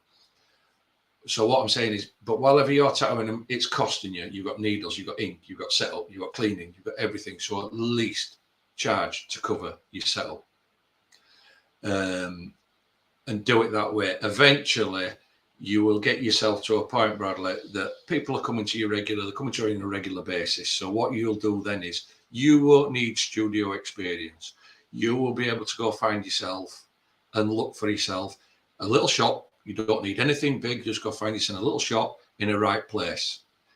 Not too close to a load of other tattoo studios, but in a decent place. You will do it up. You will have had money. You'll have saved money. Then you'll just have to get all your local planning permissions, all your health authorities done in and sorted, and then start advertising. Facebook, over here in UK, Facebook Marketplace, your sites, get yourself a Facebook page, start pushing it out. It's free of charge. Before you know, your first 12 months are going to be a bit slack, a bit hit and miss, which Dave, you probably back me up on that. It's a bit like that for your first 12 months. Your second 12 months, it starts to settle out. You got to really hang in there, man. You got to, it's tough. I don't think people talk about how hard it is to do this all by yourself. And some people, and that's the thing, because some people are like, I had no problem, man. I had work. So other people, depending on your location geographically, who's around you, what's around you, it is not easy to make it on your own. It is doable. I've done it, but it has not been easy. Man, you're going to have, you might have to have two hustles at the time to survive, to eat, till that one hustle, that one main goal, that one main passion feeds you. And you've got to the thing is as well, when you go into you transition over into your own studio and you get your own space and you've got rent to pay, you've got electric to pay, you've got all to pay for all your supplies, and you've got to get a wage out of it because you've still got your bills at home to pay for and everything. You're going to have to tattoo names, love arts, infinity symbols, whether it's a triangle, whether it's a square, whether somebody wants dots on fingers or dots behind their ears, you're gonna and stuff like that. You're gonna have to do it because you have bills to pay, and it's all experience. Yeah, and you can be like, experience with the general public. I don't like black and gray. I don't like color, but you gotta figure it all out. I mean, it doesn't mean you have to. Again, there are people are always gonna be like, I didn't, blah blah. We're talking to the general, the most people, right? If I only tattooed, and I know Andy again can attest to this, if I only tattooed black and gray because that's deep down what I like and that's what I love, I would have half the clientele, and therefore I would miss out on half of the income I need to survive. And why? Because I put myself in a spot where that's it. If you're in a location, you're in a place, you're in a position to where you can do that, to where you can do only micro tattoos from the very beginning, that is awesome. Know that you are lucky and dive deep, right? But for most, we're tattooing what people want. Names. I don't like tattooing script. I just don't. It's not fun to me, but I do it because I have to. Because I know if I do that name on you, I guarantee 99.9% of the time I do that name, you're talking about a larger piece during that tattoo that you want to have done. Yeah. Or you're going to your brother's calling me the next day because he wants to get a giant whatever, right? You're building clientele. Yeah, and it's like you say, you'll come in and you might do that $30-$40 tattoo that's this big, but then next month they'll come in and book a $300-$400 dude tattoo. And that's how it goes, and that's how you build it up. That's how you build it up. And like we spoke earlier, you tattoo. Your pieces that you tattoo are usually a lot bigger than what I tattoo because with my shop, it's a lot of standalone stuff, smaller stuff, just how it is over here. But I might get 2, 3, 4, and I've spoke to you, I've had 5, 6, 7 people in it there. You know, smaller tattoos and gone through. But I've got overheads to meet. All my tattoos get treated the same, whether it's just a name or whether it's a full sleeve, they all get the same respect and level of care. Yeah, very important. And the other thing is, like I said, I've got overheads to meet. I've got overheads to meet in shop. I've got overheads to meet at home. You know, good advice. My wife works in shop, so we've got to live. She takes tattoos off. My daughter works in shop, and that. So even on a tattooing, and well, it's out here. I mean, for 40 that's here, I've got to I've got to average just for probably myself. We're not 5 days, so I've got to average at least a minimum of $400-500 a day. Right. You know, through it. Yep. You know, just to sustain everything. So that does include small stuff to medium Absolutely. Stuff. And truth be told, a lot of times 5, 6 small tattoos are going to make more than like one all day tattoo. Yeah. I know there's artists out there, obviously, that have like $1,500 day sessions. You want to book a day with them, it's $1,500, and there's nothing wrong with that. I'm not in that position, so I don't foresee that. My geographic location, I'd have to really become really, really desirable and really, really good for people to want to pay that. Around here, it's just not a thing, and that's okay. I don't need to do that.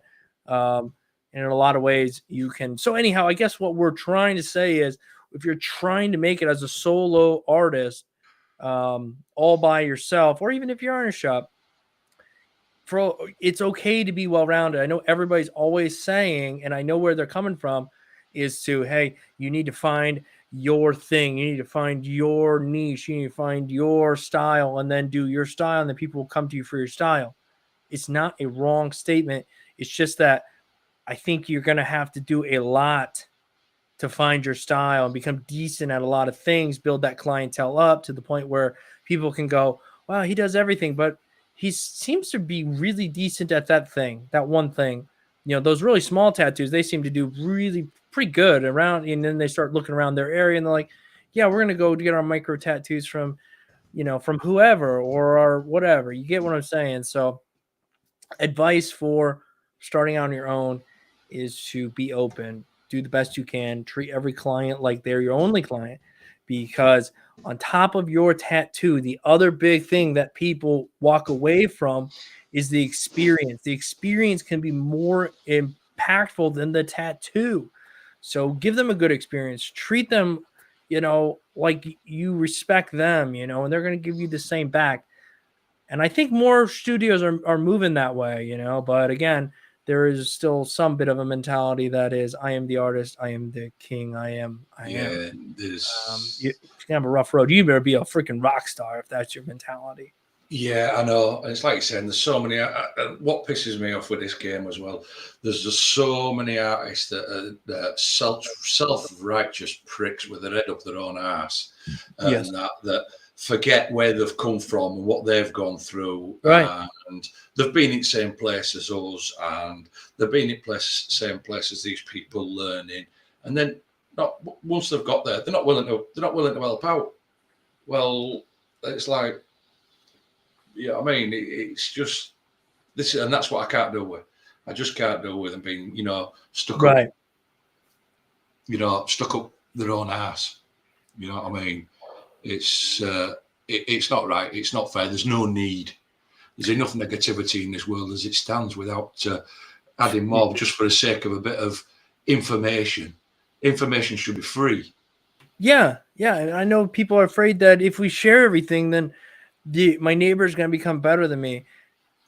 I think you got to lose that mentality. You got to get it away. Just help people. You know what I mean? I think whether it be karma, whatever your belief system may be, it's going to come back around. Yep. And remember, guys, I mean, there's literally 36 people here, right? 36 people. Oh my goodness. All 36 of us are scattered everywhere, right? So, and most of the information you share, think about it, the work you guys have seen from watching this, things along the way. If 100 people are trying to learn this thing or interested in this thing, you know, maybe 3 or 4 or 5 tops are going to really take information. They're going to build upon it, and they're going to get somewhere, right? So also you look at the subscriber count. There's 202 plus thousand subscribers. Only about 2,000 are truly watching every video. They're truly, not that you have to learn. You don't watch my videos to learn. But what I'm saying is, there's, again, I have 202,000. There's only a few thousand people around the world who are, you know, putting stuff into action truly, you know, in today. So again, don't be afraid to share what you know with other people, because it'll come back around. People have shared stuff with me that has changed my game as well. So don't be afraid. I mean, where are you, right? we're here. We try to pass on a bit of information, pass it down the line to you. Like we've said, we don't have to be here. We don't have to do this, that, and other thing or anything. We don't get paid for it. We do it because we want to do it. So it's like they say. So when you get to this point, pay it forward. Yeah. That's what it's all about. Just pay it forward.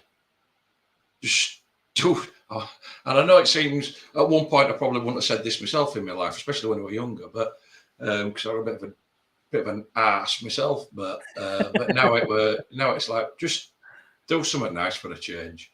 Oh, it gets tired. It gets tiring just being a dick all the time. You know what I mean? We've softened Andy up over here, guys. Yeah, I mean, around, I spent all my younger life on a building site. So if you want being a dick on a building site, you're going to get nowhere. You know what I mean? You just got walked over. But as soon as you start getting out of that game, it's like that's when it can all change. You know what I mean? Pay it forward a bit. Just pay it forward. Yeah, so true, man. So true. But anyhow, guys, if there's nothing else, and I didn't know that there, Columbia says Guy Atchison is the worst for that. He is still thinking that tattooing should be secret. You know, I'm not going to change anybody. I'm not going to hate anybody for thinking that. It is what it is. No. It's their thoughts. He's been at this for so long that who am I to tell him he is wrong? It's his opinion that it should be secret. I don't understand why, but that is okay. It's two differing opinions. I love that guy. He still does fantastic work. He has been, you know, he set the bar for a lot of people and what have you. So I have nothing against him, but I do understand he comes from a different mindset.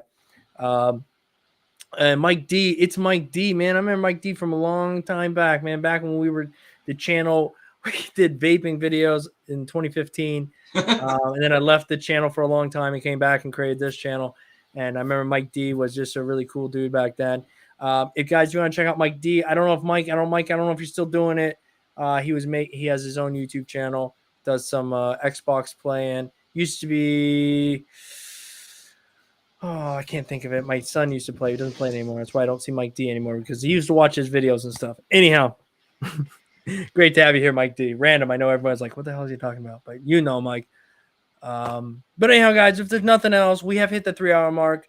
It's been requested that I be where I need to be by 9:30 to put my kids to bed. So I will leave me and Andy 15 minutes to BS after we get off of here. Yeah, like I said, I definitely won't be here next Sunday. Yes. The Sunday after, it may be a miss day because I fly back in on that Sunday. So it just depends on when I get back in and how I'm feeling as to whether I'm on that Sunday. So I'm hoping I only miss one, but it may be 2 Sundays, mate, that I miss. No worries, man. Dude, but like I said, I'm just, I'll be back though. I will be back. We will miss you, Andy, and we will be ready for when you come back. I will put it in the title. I'll put it in the title. And Andy's back or something. Yeah, I don't know. It's people are like, listen, wait for all slaver and all crap and that, you know, when I come back. It's I don't get too much grief off everybody in chat while I'm away. So don't be slating anybody too much, Dave, and getting a lot of shit talking. Where's Andy? We're out of here, man. We're not even watching. Yeah. Or don't be giving people's tattoos too much crap. You know what I mean? Man, you know, I don't want them crying at you in. Yeah, don't want them crying at you in chat. Keeps me from telling everybody, oh, that's not bad. And he's like, well, hang on a second there, Dave. Hang on a second. You know, so I think it's a good time to send your work in. Anyhow, I appreciate all you guys for hanging around for I mean, there's still 34 of us. I know it doesn't seem like much, but usually by the time sometimes me and Andy gets like 2 hours and there's 30 people left, we start talking, everybody falls off. We're like, all right, that's fine. That's our notice to leave. Yeah. Anyhow. But past couple of weeks and people have been hanging around. So we're usually just talking like this off camera anyway, aren't we, Dave? So we just decided to stay on. And if you guys just want to chip in and listen to us chatting crap, then fair play to you. It's more enjoyable because we get to kind of talk about things that just general stuff, you know, and sometimes looking at tattoos over a course of time, over a couple hours can be kind of hard because you feel kind of like a redundant individual who repeats the same things, but there's only so many things that can be changed, can be critiqued in a tattoo. So it is nice to do this. And maybe one of these days, my little square won't be like beyond pixelated and people will be able to see. And then the other thing would be, I think we should do one of these days, but we just do a stream where me and you, Andy, or we just BS for a while. Yeah, just do a couple hours of BS, and I don't care if 10 people are watching or 3 people. That's it. You're here. Couple of hours of chatting crap, and then instead of critiquing and that, people want to come in, they want to ask questions, they want to, just keep more of an eye on chat that's going outside and that, and people want to ask out, and that ask it, we'll just try help them out that way, and just chill with stuff. I'm not saying that will be a help them out, all right, well, but you know what I mean, I could put you on right track, but but we'll try as best. Amen. And I got hats off to Smoke and Danik. Dude, Danik, you've been, just as we get off here, Dan, you've been literally killing me all day long. I mean, I've been in Smoke at the same. You guys are just like tag team, and Andy will be. I'm trying to focus, and I look over the comments. There's some radical stuff over there. I'm just trying to keep it together, laughing wise. I'm like, good God, these jokesters.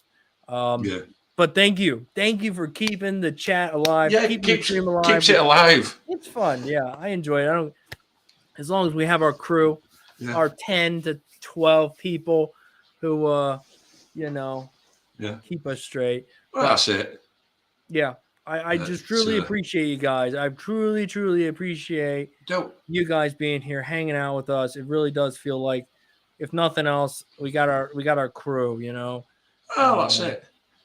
And people turn up, we'll chat, and I hope that they don't get offended or anything like that. And it's just as it comes, and that's it.